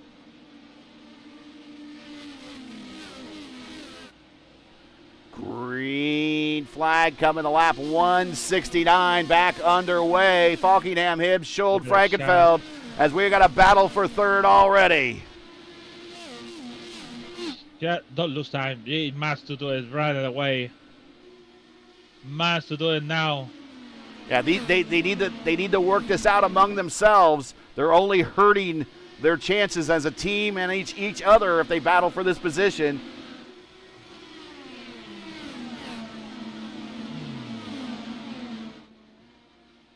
I see Gavin Hibbs. He will destroy on high, low, and exit faster. The only problem is about here, 3 and 4 is kind of different than 1 and 2, but he do a pretty good job. He's going high and then going faster to the low. Look at that. Yeah, we're riding with him right now, and he's got a run on him. He's got a run on him going into 3. He's going to follow him down low. Going to get a face full of dirty air right there. He goes down to the lane number 2. He's going to lose some ground there. Going to stay in the high line. Going to ride the rim here in 1 and 2. Goes down to the second line on exit. I think he thought Daniel's going high. That's why he went low. But nope, he's sticking on the same place. Oh, almost Daniel hit the wall.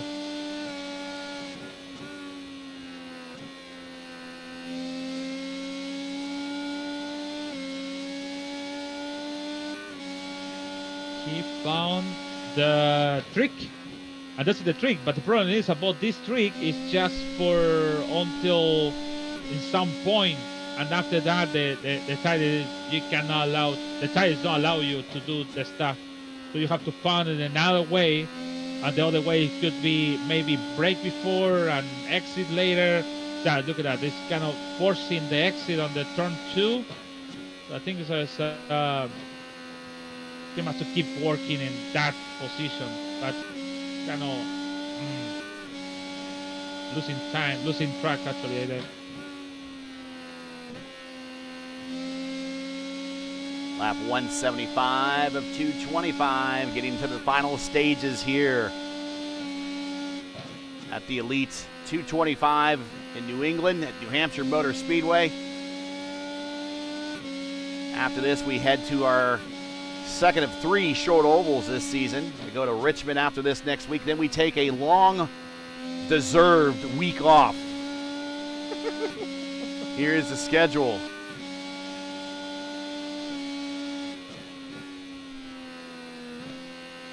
Oh, the schedule's not coming up. I need to tell my dev that too.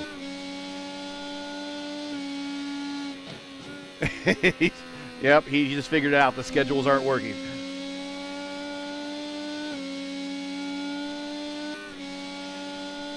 We'll continue to ride with Gavin here. It's coming Schuld, Ryan Schuld very strong. He is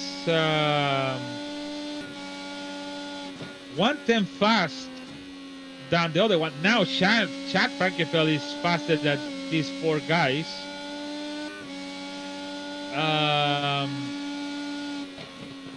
Gavin Hibbs is use different lines to make that. Oh, the problem is getting a little bit close to the wall. He wanna use all the track to the right, and now it's getting close to Daniel because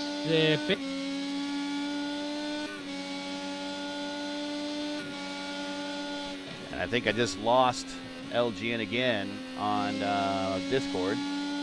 So we will quit Discord. We'll continue to watch the action here.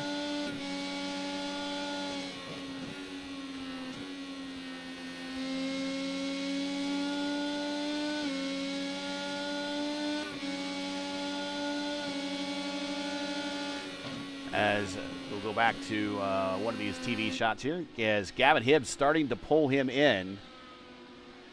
And once again, this will probably load on the main screen. There we go.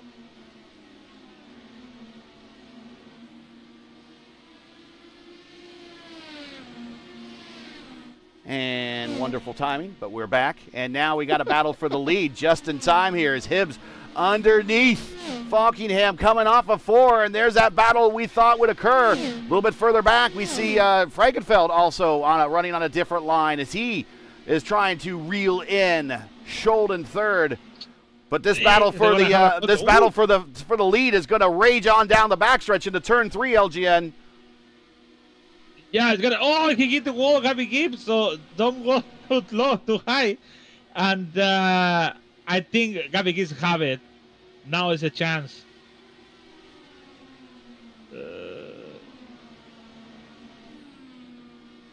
He's gonna have. Last time he won it, he hit the wall actually. Yeah, he's right there side by side in the 3 and 4 one more time. And this is where the high line's going to come in. Just how long can he stay down there side by side continues. He gets back in line. Now he goes to the high line. And now the schedules come up. There we go.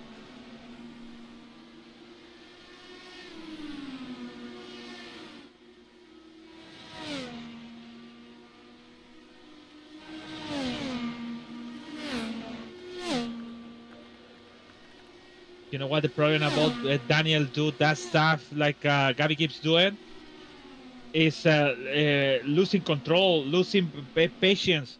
Look at that, Gavin Hibbs is really new the strategy you have to do it, and that's why he's still close to Daniel. He's sticking with him, still side by side, and this is a battle. I think these are the best two drivers that have been, as we've seen throughout this day.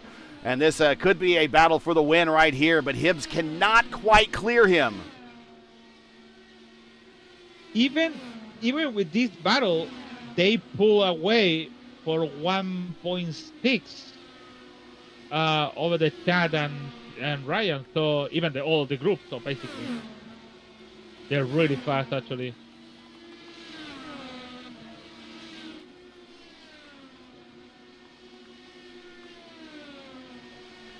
Sorry, doing a little production work in my background here.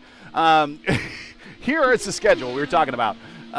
We go to, we're at New Hampshire, of course, so right now. Then we go to Richmond, and then we take off the next week, and then we practice for our first crown jewel of the season at Long Beach, and then we'll get into the second half of the schedule. So that is our upcoming schedule here for the first half. We'll get back to the action at hand.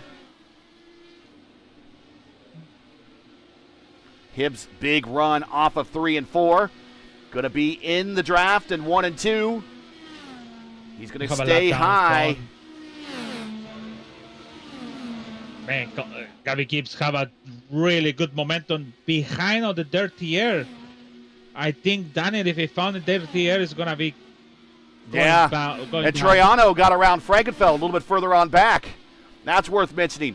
I think Hibbs might be able to pull the pass off if he can somehow do kind of a reverse crowding. It's crowd Falkingham up the racetrack and just crowd him into the wall, kind of. I think that's kind of the opposite of what we do at every other racetrack. You want to pinch him against the line. I think maybe he needs to pinch him up against the wall, side by side again off of 3 and 4. Oh, yeah, you're right. Side by side, and he goes to the bottom, and now he's doing a little bit of weaving. He's gone defensive. Here comes Hibbs to the inside. Not going to be able to get there, but he's going to be right on the attenuator coming down the backstretch. Oh, with Troiano and Ryan Schul on the back is side by side on turn 2. Oh, Troiano, bad entry. So Frankenfeld all of a sudden to the back of Troiano now. So now we got a three-way battle for third in front of this battle for the lead.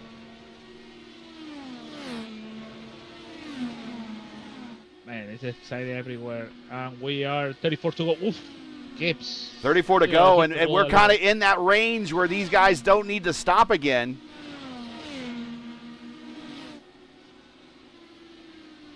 Oh, no. I think I'll get... Oh! Troiano losing 2 positions, actually 1. Come back to 5th. Hunter Smith with the best seat in the house right there. Our Indy 500 winner. We'll ride from his point of view, just watching everything in front of him.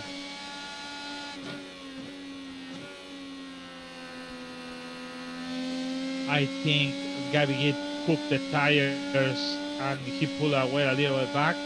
But it's still 4/10. Oh, here comes Hunter Smith to the inside of Troiano now. Frankenfeld around Schold. They're side by side going into 3 and 4.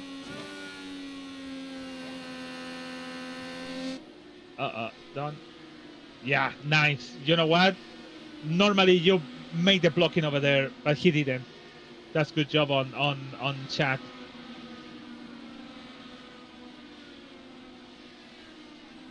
Chad wanting another podium finish, and he just kind of has bad luck in some form or another. And here he is. He's going to be able. He slides up the racetrack, gives the dirty air to Schold. He's going to keep this position. Here comes Troiano.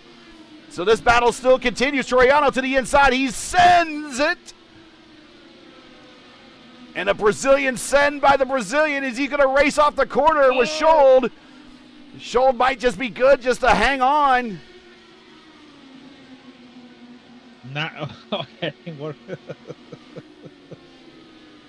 Troiano's been putting on some good performances. I think he punted. No! Come on! Caution, caution! Matthew Weeks! Oh! Nigel Stock got involved there.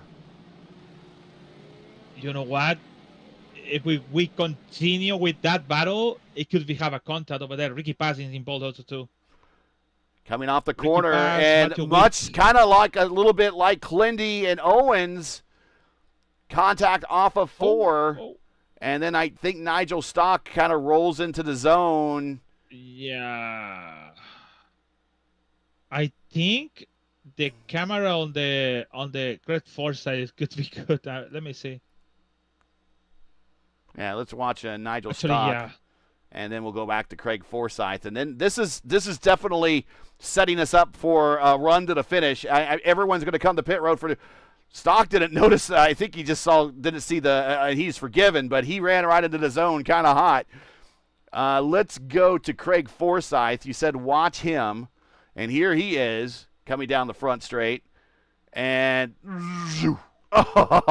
threads the needle to the inside. Actually, it's like a close the eyes and just whatever's coming, just keep going. Accept my fate.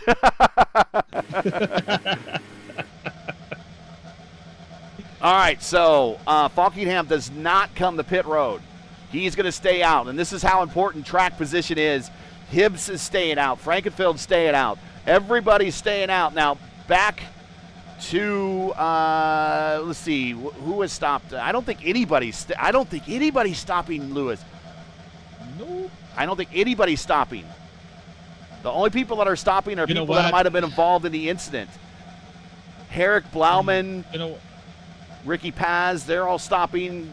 And at this point, they kind of got nothing to lose back there, but everyone else is staying out. This is how, again, coming back to what we're talking about, track position is so important here. I think it could be a nice shot if it's 4 or 5 people coming and everyone is follow. But no, it's, we really see here the track is really difficult to make the pass. We see Alexis Newsom came to the pit to the last with a good performance with that stint, and she hit the wall because something changed in her tires or something like that. So now, I don't know, it's going to be difficult for Daniel because he's starting from the zero. I know it's 34 tires, all tires for Gibbs, but Gibbs is really strong in the track.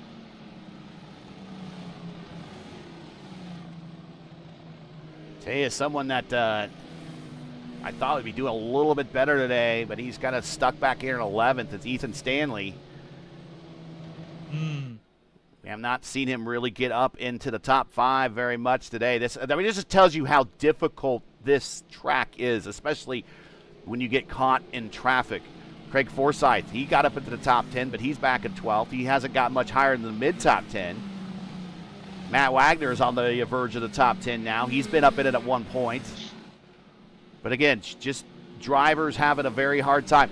18 drivers on the lead lap. In fact, Brian Blauman, we saw him. Remember we were talking about him. He got that incident with Falkingham. earlier in the race, and he has managed to stay and cling on to the end of the lead lap. So this is very fortunate for him. Again, we told you speed is not a priority here. It's really track position. And he is hanging on right now. The last car on the lead lap, we have 21 cars still running out there. 36 started this race. And we are looking at a restart here with 25 to go, coming to 24 to go. It is Falkingham, winner of our last race. Gavin Hibbs, winner of the last race we had here. Chad Frankenfeld looking to get a win in a long dry spell since Indianapolis a couple seasons ago. Ryan Schold, he could use a win. Here's Hunter Smith, our Indy 500 champion underneath him. He tries to set it on Schold and Troiano. He gets a launch down the backstretch. Here comes Gavin Hibbs. He has made it. He is stuck with two Falkingham and has made it there. But Chad Frankenfeld, can't get it out. All the fast action here. Chad Frankenfeld has reached him as well. So we are going to have a shootout here for the New England 225 here at New Hampshire Motor Speedway. It's gonna be excited. 23 laps in this race, and I think Chad have the chance, but I think if Chad still attack to Gabby Hibbs, then it's gonna go away for four or 5 tenths. Gabby Hibbs fastest lap. And that's a good time to have the fastest lap. That is not the right speed, though. Let's try that again. There it is, 153.6. That's the fastest speed. There you go. Oh, wait, there's one? Oh, okay. I thought it was like, okay. 21 to go. And it's funny that he's putting the fast laps together because Falkingham's pulling away from him. Yeah, I don't know. It's kind of difficult to see. I think Daniel's doing 23.4 did the last time, but he cannot pull away. That's the kind of difficult to think about it. Why the leaders cannot pull away? I think Chad is gonna burn the tires like this. make Troiano's coming soon back, but he have it. He have it the point. He need to wait for the mistake, and I think the mistake of Daniel is the way to choose is coming for the fastest lap again. Gabby Gibbs is first sector faster, and I think nope, it's not. Yeah, 153.6. And these top four are starting to pull away. 18 to go. We're running out of time. Here comes Gavin Hibbs. He's going to send it to the inside. And I'm wondering if patience is going to run out for one of these two drivers up front. As a little bit of a fade for Falkingham down the front stretch, going into one. I think the patient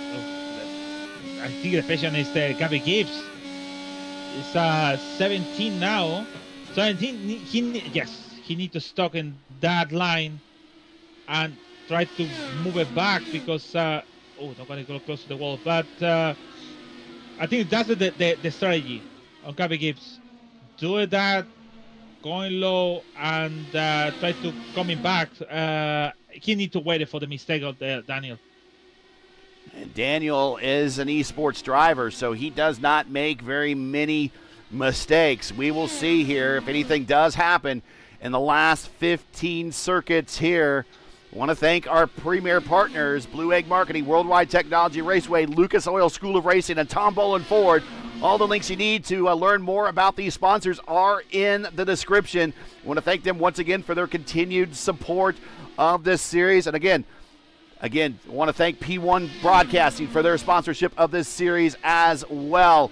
We are on the final stages here of the Elite New England 225, 14 to go, as Daniel Falkingham looks to get a second win in a row in the series to stop the new win streak of new winners, different winners in races to start the season, 3 for 3, but also to put a stamp on the championship points lead for his efforts in his rookie season as he comes really close to the turn 4 wall.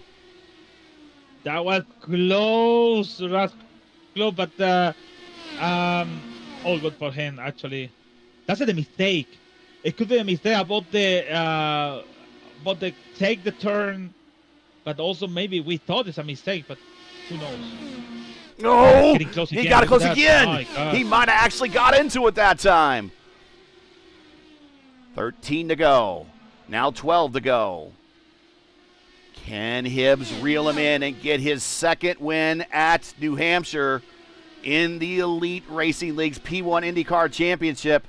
He won here before beating one of the best, Jason Brophy, who went on for the championship later that season. And if you watch any of our P1 IndyCar coverage, you know how good Jason Brophy is. He beat one of the best. Can he do it again on Daniel Falkingham? Time's running out. Tyler Fode, battle for position in the back here with Hunter Smith. He goes to the inside. And he's going to go for another position on Ryan Schuld. And he's going to try to bring Ethan Stanley with him. Look at that Stanley, man. Oh, Troiano side by side with Frankenfield. 4/10. Falkingham has been able to maintain that 4/10 pretty consistently. These drivers are on 51 lap old tires.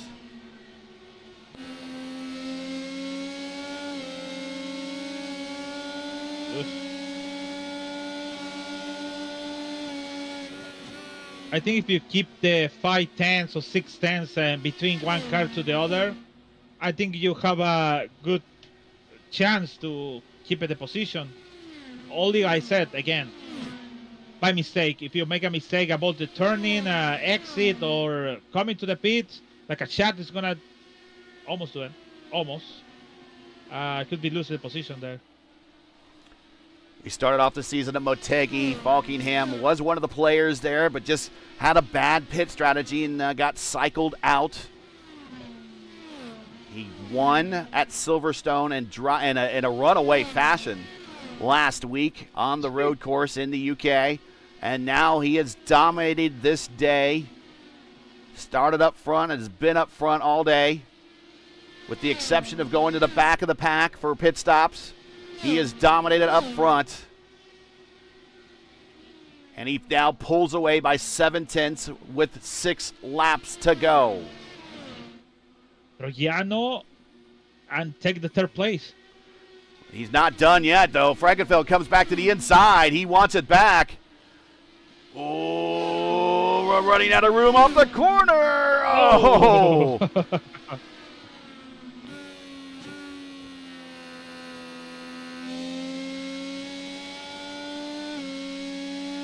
And we were talking in our post-race interview last week with Daniel, and he said he's still learning these cars.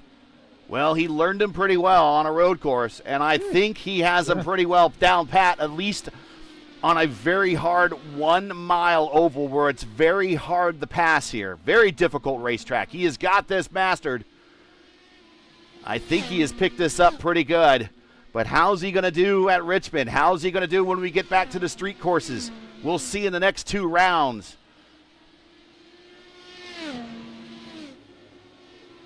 Three to go at the Magic Mile.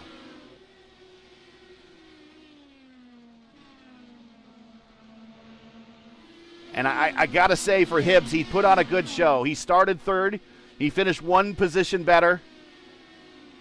He's got the feeling for this place, but just no win today. 2 to go. Troiano now in third. He has a very comfortable third. He's put together some good races this season. He's looking at his first podium finish. Hibbs looking for his first podium finish in a while. Falkingham off at 3 and 4. White flag out. Just over a mile to go. Looking for his second career win, going back to back. And he's going to be your points leader at the completion of this lap. Final lap, 3, 1, and 2, down the backstretch for the last time.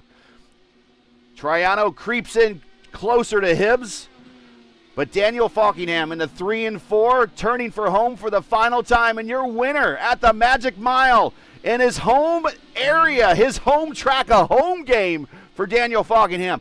He's from Maine, and he wins at the closest big league racetrack to his home, the Magic Mile in Loudon, New Hampshire. Giano almost have the second place. He was a side-by-side in turn 3 and 4, and maybe one more lap, I could be taking the second place.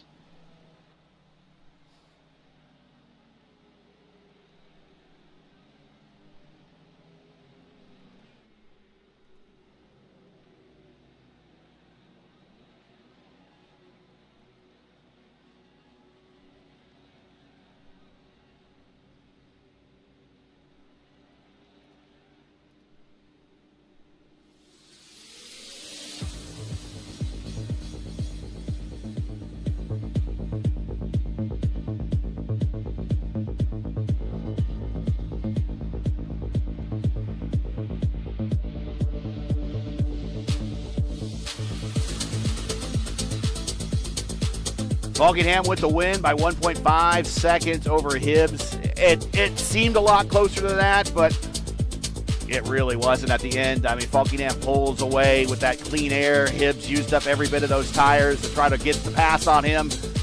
And that last gas on the restart. Gavin Hibbs has a good handle on this place.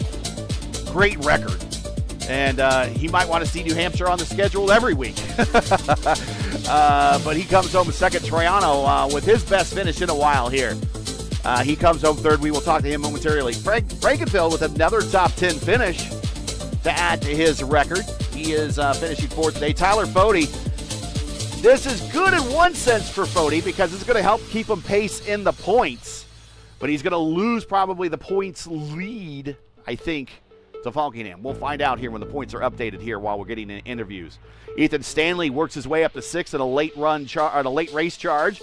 Hunter Smith in 7th. We saw him with a broken nose cone at the end of this race as Falkingham with the Polish victory lap. I appreciate that. Ryan Schuld in 8th. Richie Hearn, former pole sitter here in real IndyCars, comes home 9th. Justin Vandermarl. I'd like to think a little bit of my pre-race tips to him maybe helped. I don't know. Well, I'll ask him. I just said stay out as long as possible. Track position matters. That's all I told him. Maybe he listened to me. Maybe he didn't. I don't know. He comes home top 10. You know what? I'm going to take credit for that top 10. Top 10 for Gary Gatto. Good. AJ Hobbs at 11th. Nigel Camargo in 12th. Craig Forsyth 13th. Brian Blauman. Not a bad run for Brian, all things considered, but he was backwards into the wall at one point in this race. He comes home 14th. Matt Wagner 15th. Jim Herrick 16th. Stock in 17th. Aldrich 18th. Ricky Paz 19th. Ryan Gavel in 20th.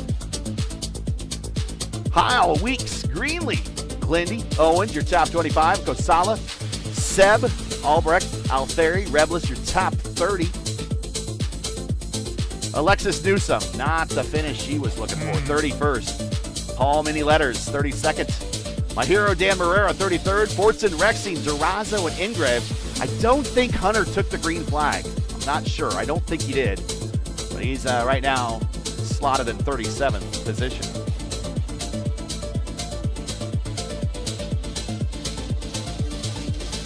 Here is one lap. I'm not sure. No. All right, so we're going to get some replays queued up. Man, I don't know who can be the driver of the day because I can see Camargo with 13, Matt Wagner with 20, Dean Herrick with 16. I think I'm going to put these three guys. Justin and 10 with 8 spot, but I have to. I think the rules have to be in top 10. So I gonna mention these three guys, but I'm gonna give it to Justin, the driver of the day with 8 spots, but from 18 to 10.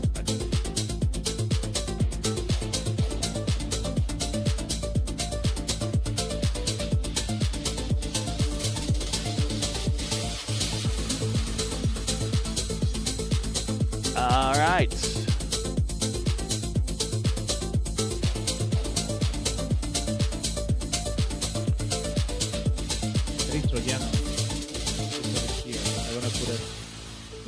There we go. There it is. Troyano In the here. waiting room. All right. It is in the waiting room. All right.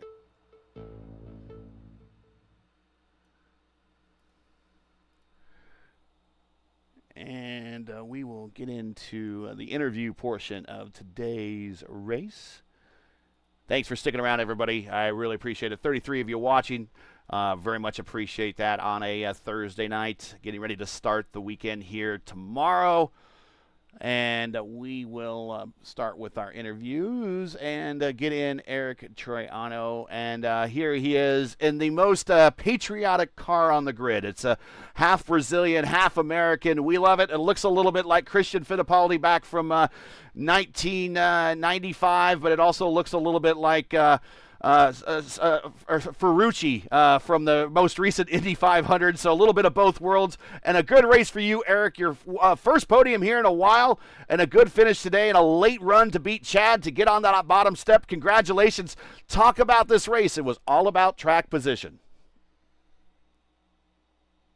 Whoa, I didn't expect to be interviewed here, man. You're on the air, man. You got the podium. It's not my forte. It's not my forte, man. I was listening to voices. I was watching the transmission, and then what the hell is going on? Oh my god! I'm on the air. Well, I don't know how to say, man. It was a tough race. Very, very. Too many cautions for my taste. Yeah. I like less cautions all races, so you have some strategy among the drivers. And at the end, I saw the other drivers struggling with the tires, I think, and I went for it. I tried my best. I tried to leave space.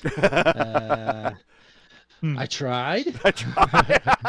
Other drivers, I think they tried too, but it was fun fighting with Chad at the end.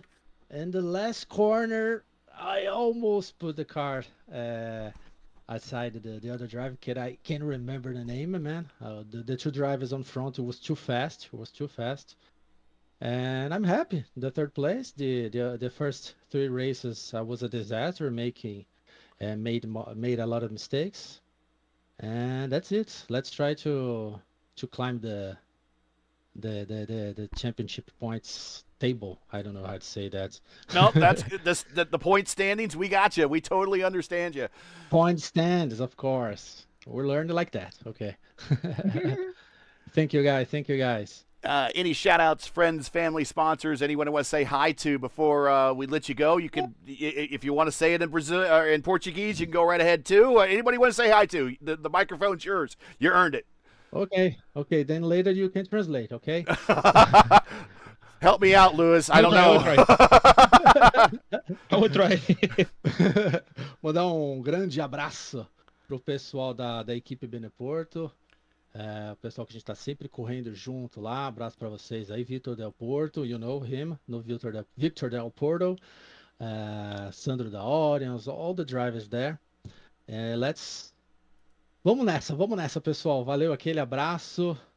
E I didn't expect to be here interviewing. I didn't prepare myself. Thank you, guys.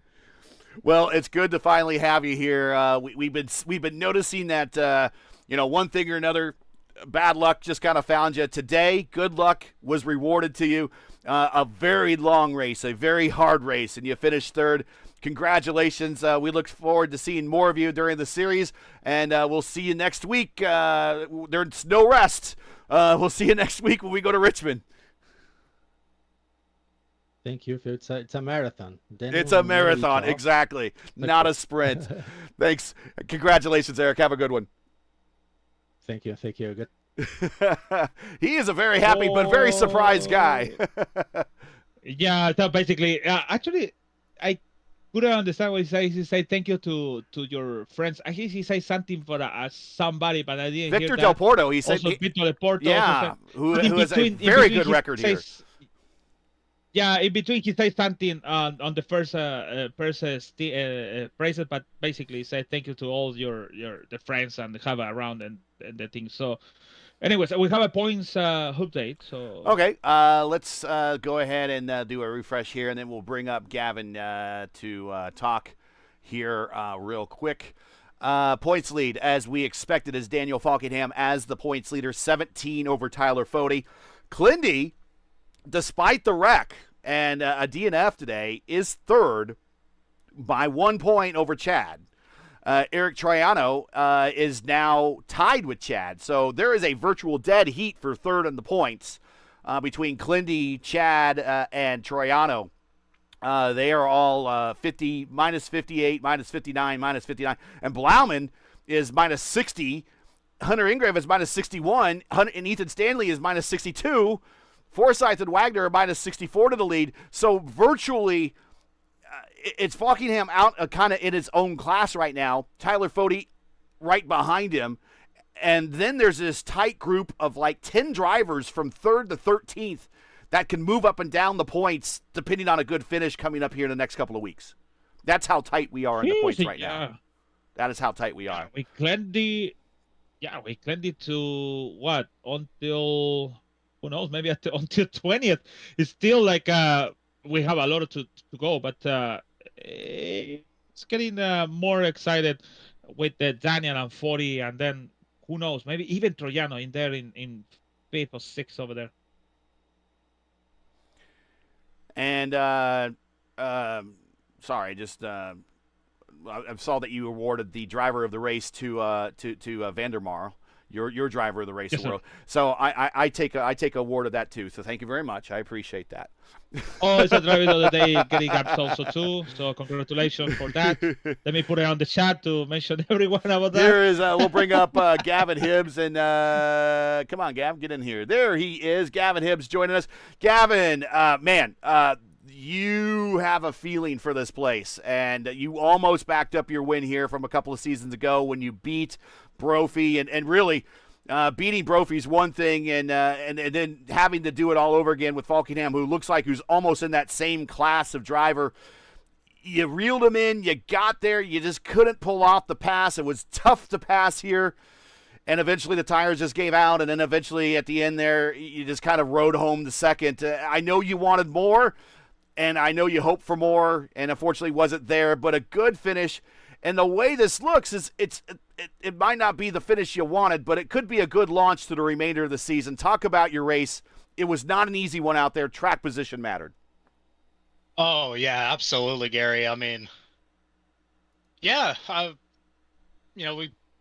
guess we were joking with some of the Little Eagle guys. I guess I'm a New Hampshire merchant because, but yeah, it was very tough, especially like on the restarts and starts, just have to deal with cold tires, whether you were on old or new. Like, it was so tough, on those restarts, and I think that's what kind of hurt me a lot this race. And then once it got in, sometimes it was a little too late, but yeah, we tried something different. Some of the Little Eagle guys, we tried something different, and it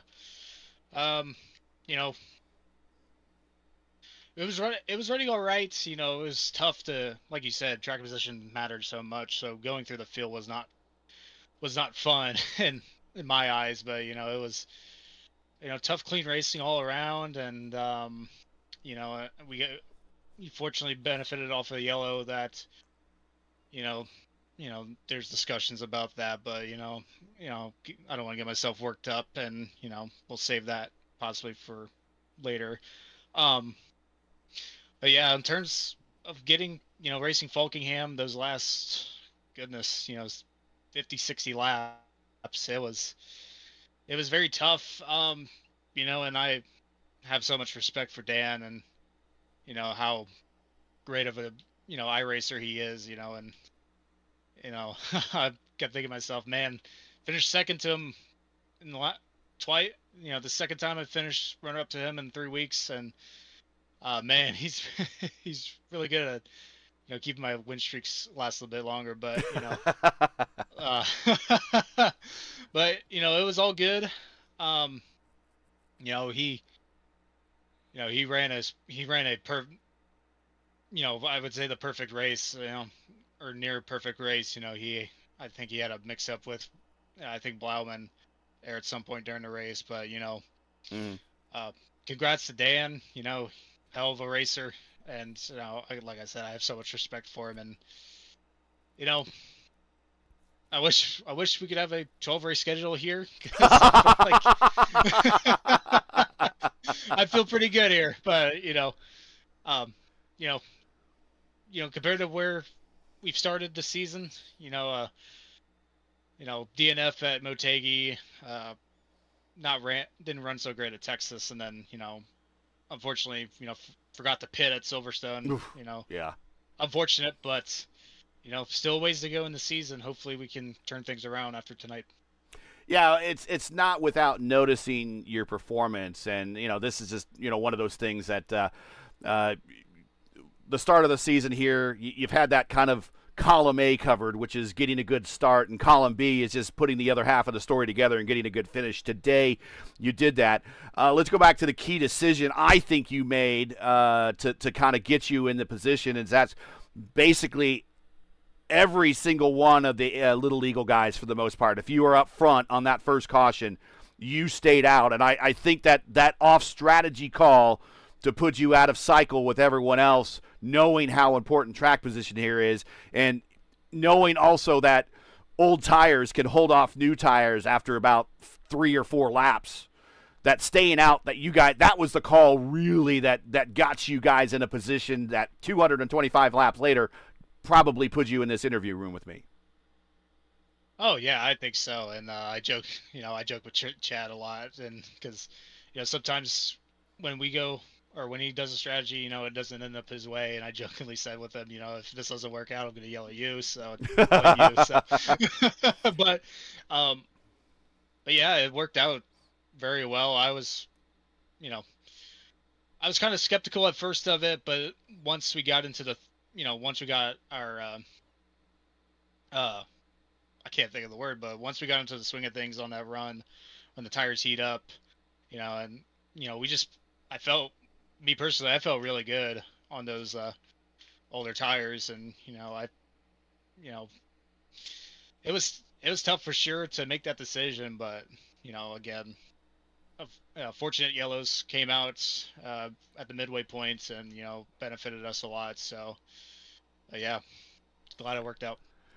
Shout outs, friends, family, sponsors. It's been a while. I think I was when you got your first win there, your only win. That was my first race here on the channel. So it's been a while since we've had you in the booth. So congratulations.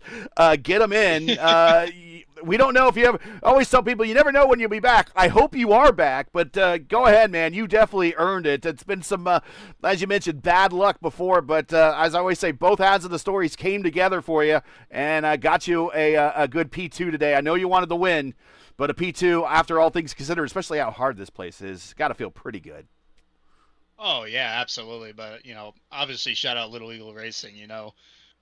Ryan, Chad, and all those guys, putting trust in me to run with them each and every IndyCar race for the last 2 seasons now. So shout out to Little Eagle Racing, Hibbs Design, Numbers by Joe, Racecraft Academy, and finally Next Level Racing. I think he uses code, I want to say Racecraft at checkout. You'll get 5 to 10% off. Me and Paul, keep figuring or trying to figure out, is it 5 or 10, but we never bothered to check. So it's less money if you put in the code. Just put it that way. yeah. You're saving money. We put in the code. Yeah. Oh, absolutely. So absolutely. So check out Next Level Racing. Use Racecraft. Goodness me. Use Racecraft to check out. But yeah, I think that's all I got. Oh no, Strictly Stock Motorsports. Shout out to those guys, especially. I've raced with those guys for 7 years now. They've kept me going on the service. That's probably my biggest shout out to those guys. They know who they are. Well, congratulations on the P2. We hope to see more of you. Please don't make it another 2-year wait for me to talk to you again. I'm sure you won't, but I think it's been that long. I think that was my very first race was you beating Brophy here at New Hampshire back in that 2024 season. So congrats on the P2 today. We'll catch you when we head to Richmond here in about a week. Yeah, absolutely. And, hopefully, we were close to Mid-Ohio, but, puddles, man. Puddles. Yeah. But again, or before I go, thank you guys, for putting the broadcast up. I can't wait to always enjoy watching these broadcasts, whether I'm racing or not. So big shout out to you guys. We do our best. But P2 for you today. We'll see you in a week when we get to Richmond. Congrats, and go rest. This was a long race. Oh, yeah, I'm tired. So thank you guys. See ya. And a very happy Gavin Hibbs. And, I feel good. And you and I both should feel good, Lewis, that we right off the bat, we saw them stay out for that track position. We're like, that's the call. That's the call. And that ultimately probably was the call that gave them the podium. And if it was anybody else out there other than Daniel Falkingham, it's probably would have given him the win. But sometimes you can't outrace someone who's that darn good on that given day, and that is this guy right here, and that is Daniel Falkingham. He just pops up into the room. Home game win for Daniel Falkingham. Not in the white unis where he should have been, but still in that Oreo livery. We'll get him another one. But Daniel, congratulations on the home win. It looked like to us that you were kind of learning this car and learning this track through most of that first stint, you and Alexa. But once she decided to go off strategy, and you passed her and it kind of went away.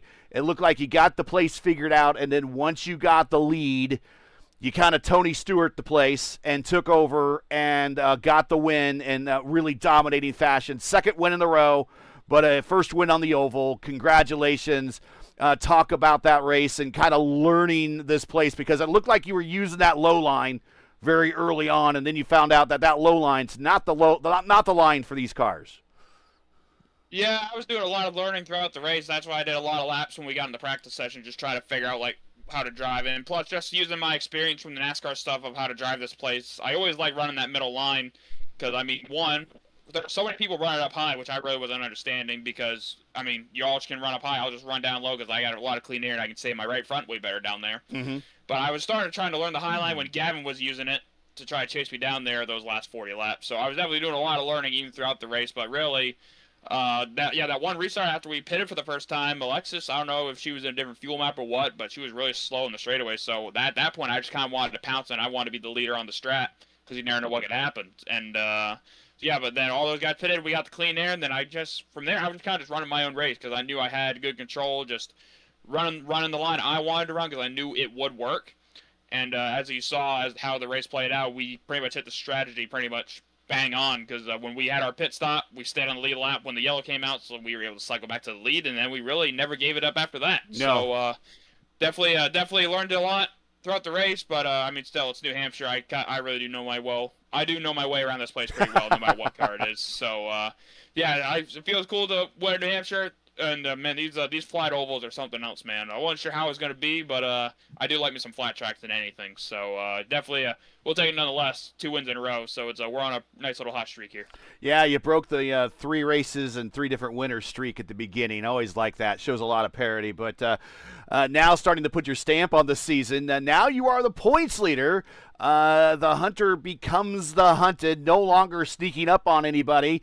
And we head to Richmond, where I suspect, even though these cars have raced in the past, not these IR18s have, but the IR05 and the IR09s have in the past, I suspect that your NASCAR know-how is going to come into play at Richmond.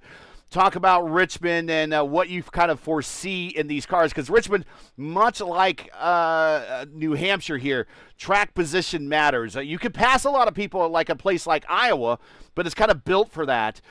Richmond is very much a track position track, just like Iowa, and it might be a kind of a repeat of this week next week. Yeah, definitely it's going to have a lot of similarities here because, I mean, like you said, track was just going to be key. I mean, it was key tonight, like, as you saw the different strategies of people trying to, like, stay out. Even we had, like, 20, 30 lap better tires. It was really hard to maneuver through the field. So you're going to probably see a lot of similarities that we had tonight. Lap times, they could be really... lap times are going to be much quicker, though. Oh, yeah. Like, we're going so much faster around here. 15 seconds, 16 seconds a lap at Richmond, yeah, something about that. But I'm still interested to see how the racing is going to be. But hopefully, like, that flat, short oval experience can carry right into it. Because a couple weeks ago, I was running the Indy Light race at Iowa, and we were pretty good there, too. So I feel pretty good about next week, but still, it's like it's a brand new track to me, and it's probably going to be a brand new track to a lot of other people, too. So got to get there and learn as quickly as we can. But thankfully, we got 300 long ones next week to try to figure it out. But nonetheless, I'm looking forward to it, and I look at the rest of the schedule. I really like how the schedule lines up for us to hopefully make a run to the championship. So, but definitely feels good to be on the hot streak we're on right now, but still got to get through race by race. And Richmond is going to be another one, which is on my birthday next Thursday. So hopefully we can get a nice little win. So we get the home game, and then the next race is on your birthday. So all the dates are lining up for you. Last question before we get to shout-outs. You said you're still learning the car and everything. What did you learn in today's race that you think that you haven't learned on the car, or you got to work for you now, or you learned something more about the car in this particular race? There's a lot of moving parts, even in a fixed setup race for these cars. What did you learn out of this race? Yeah, I was definitely learning a lot of kind of like how to use my hybrid a little bit because I felt pretty comfortable like going like on a road course. You kind of just like burn it down a straightaway, then you just regen through the corner. But especially at a lot of these ovals is how you manage it because like we have a lot more on throttle time. We're not like you would say you go to the mile and a half, it's like Texas for example. Like it was really hard to regen the hybrid when you wanted to try to like burn it at certain types at certain places.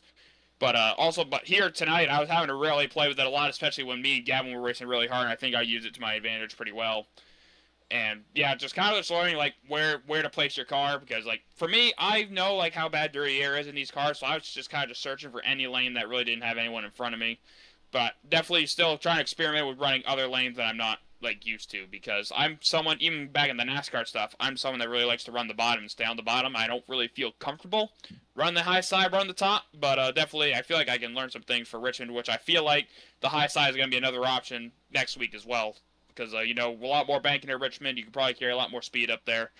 But but other than that, we're just going race by race and we're just learning so many other things. But using that hybrid man on these ovals is it's something else to try to figure out. It's definitely something new that everyone's getting adjusted to because I think we just got it this build. So that's been really that's been the biggest learning curve. But also really just because kind of learning the other fundamentals of where to place your car, trying to find any sort of clean air, and just kind of learn the strategy a little bit too because we kind of missed the strategy back at Twin Ring Motegi where we had the lead and we didn't pit when we should have. And really just trying to take care of tire wear too, because I really struggled with that at Texas. But I think we're starting to put a lot of the pieces together now where we can kind of consistently run up front. But knowing Alexis, I know Alexis went out tonight, but if she would have wrecked out, it probably would have been me and her for the win. So she's very fast, especially in qualifying, getting like every single pole it feels like. So still got some work to do, but we're right now I feel like we're on a pretty good steady route right now.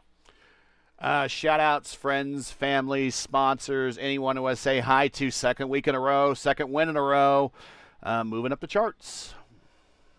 Yeah, just got to thank Chad for all he does for the league. Thanks to you guys for putting on the broadcast. Definitely looking forward to go back and watch this. I know y'all do a good job. Shout out to Gavin for a great race there at the end. We and him were in the same VC together, and we were just I was telling him like I could not believe he could make that friggin' topside work those last 40 laps. So I really had to pull out some defense like I was doing last night in the Cup race at Dover, where I was having to just aero block and whatnot. But yeah, shout out to Gavin for a great race there, and shout out to everyone who comes out and races to make this stuff possible. And shout out to everyone watching tonight, and shout out to P1 Broadcasting for all they do for the series as well. Our pleasure. Congratulations on the win. We will see you in another week. We go to Richmond for the final race of this opening 5-race brutal stretch on totally different types of racetracks every week. Talk about having to be versatile in these first 5 races of this season. So we'll see you when we get to Richmond, but congratulations on win number 2 here in the series and being the points leader going into the next week. I appreciate it, Gary. Thank you. And that is, as I like to say, our fucking champ. Lewis, let's talk about this. We talked about it coming into this race. We knew it was going to be track position. I was telling everybody, stay out as long as you can. Hold on to that track position. It's like Valentine's Day. Track position is your best friend. Make it your girlfriend for this race, or make it your significant other for this race, because it is going to get you the best result here at New Hampshire. And once again, just this racetrack is not really built for like side by side and front fin to rear fin type of racing here, but you really have to work it. And those that 225 laps is a very long time here, and I'm sure all these drivers are exhausted, but you really, really, really have to think ahead and work on this racetrack. And that track position is just absolutely everything in these cars at this racetrack. Yeah, actually, if it takes tire exhausted for this race, thinking about the next one for 300 laps around Richmond, so it's gonna be more difficult in that race. So, yeah, you're right. It's not really, they cannot make it side by side. They can. They have need to a lot of faith for the guy on the wall, especially when they go to the wall. It's like I go too close to the wall, and I just bouncing to the left side and mess with all the cars around. So it was actually a great surprise about the Daniel make that line, second line close to the middle line, and just use that line. Makes sense what he talking about. He doesn't understand the point about the use of the high line. Actually, is something makes sense to try to attack or maybe close to the guy, but doesn't make sense when you're on front. So like Daniel's doing. So it was a really like using the stuff from the NASCAR stuff to the IndyCar, but making an approach to this car. So this car is very sensitive with every single moving or maybe aggressive move or maybe aggressive turn on the track. So it was kind of strange car, kind of strange controversy also too. Race with a lot of flags. Jordan Owens have a 2 incident. One of them take it off Clendy. And then we have Alexis Newsom by mistake. He coming to it was on the front with good performance. She have a really nice performance to be on the front, to passing Daniel, and then she decided to save fuel, and then she decided to come into the pit, and then all this happened. And like always happen in New Hampshire, it's like everyone have a different line. The OP line is outside, but we're learning from Daniel. I think every line it could be matters, and he used the line that no used to be in this track, and he did a good job at winning the race. So I think it's gonna get surprised for next week. Actually, Richmond is really tough. Last time we were in Richmond, Frankenfeld was leading somebody for the lap down, and broken car messed with 3 cars. Adriano Piñero won the race by 2 laps down to lead the race. So that's the last time at night race. So it was a really that's gonna be night again. That's gonna be a really exciting because Richmond in night and in IndyCar is something we've seen in that time. I remember Sam Hornich tried to pass in the Eliseo Salazar, and then Salazar went a little low, and then Eddie Cheever contact with the Eliseo Salazar for the leader. So I think night racing in Richmond is really good, but 300 laps is gonna be really tired for that for all of these guys. So I hope everyone's coming watching them, not us, because they want to watch them to racing in Richmond. So it's going to be next week, 7:45 here in ERL. Yeah, nighttime is the right time for IndyCar racing, and it's our first of, I think, 2 night races this season. We'll wrap up at Worldwide Technology Raceway with a night race. If you look at the schedule, I think I have those highlighted. And then after we get through Richmond, we start on the first of our crown jewels, Long Beach. Then we do our 500-mile warm-up race at Fontana. Here's a schedule. Put it up on the screen one more time. That is Richmond, Long Beach. That is the first half of the season. And then here's the second half. Then we go to Auto Club. Then we go to our final 1 mile oval. And then we go to, if it's available, St. Petersburg. Then we start our month of May and the month of April. We go to the Indy GP. Then we go qualifying. Then we have our Indy 500, and we wrap up at Worldwide Technology Raceway. So before you know it, the end of the season will be here.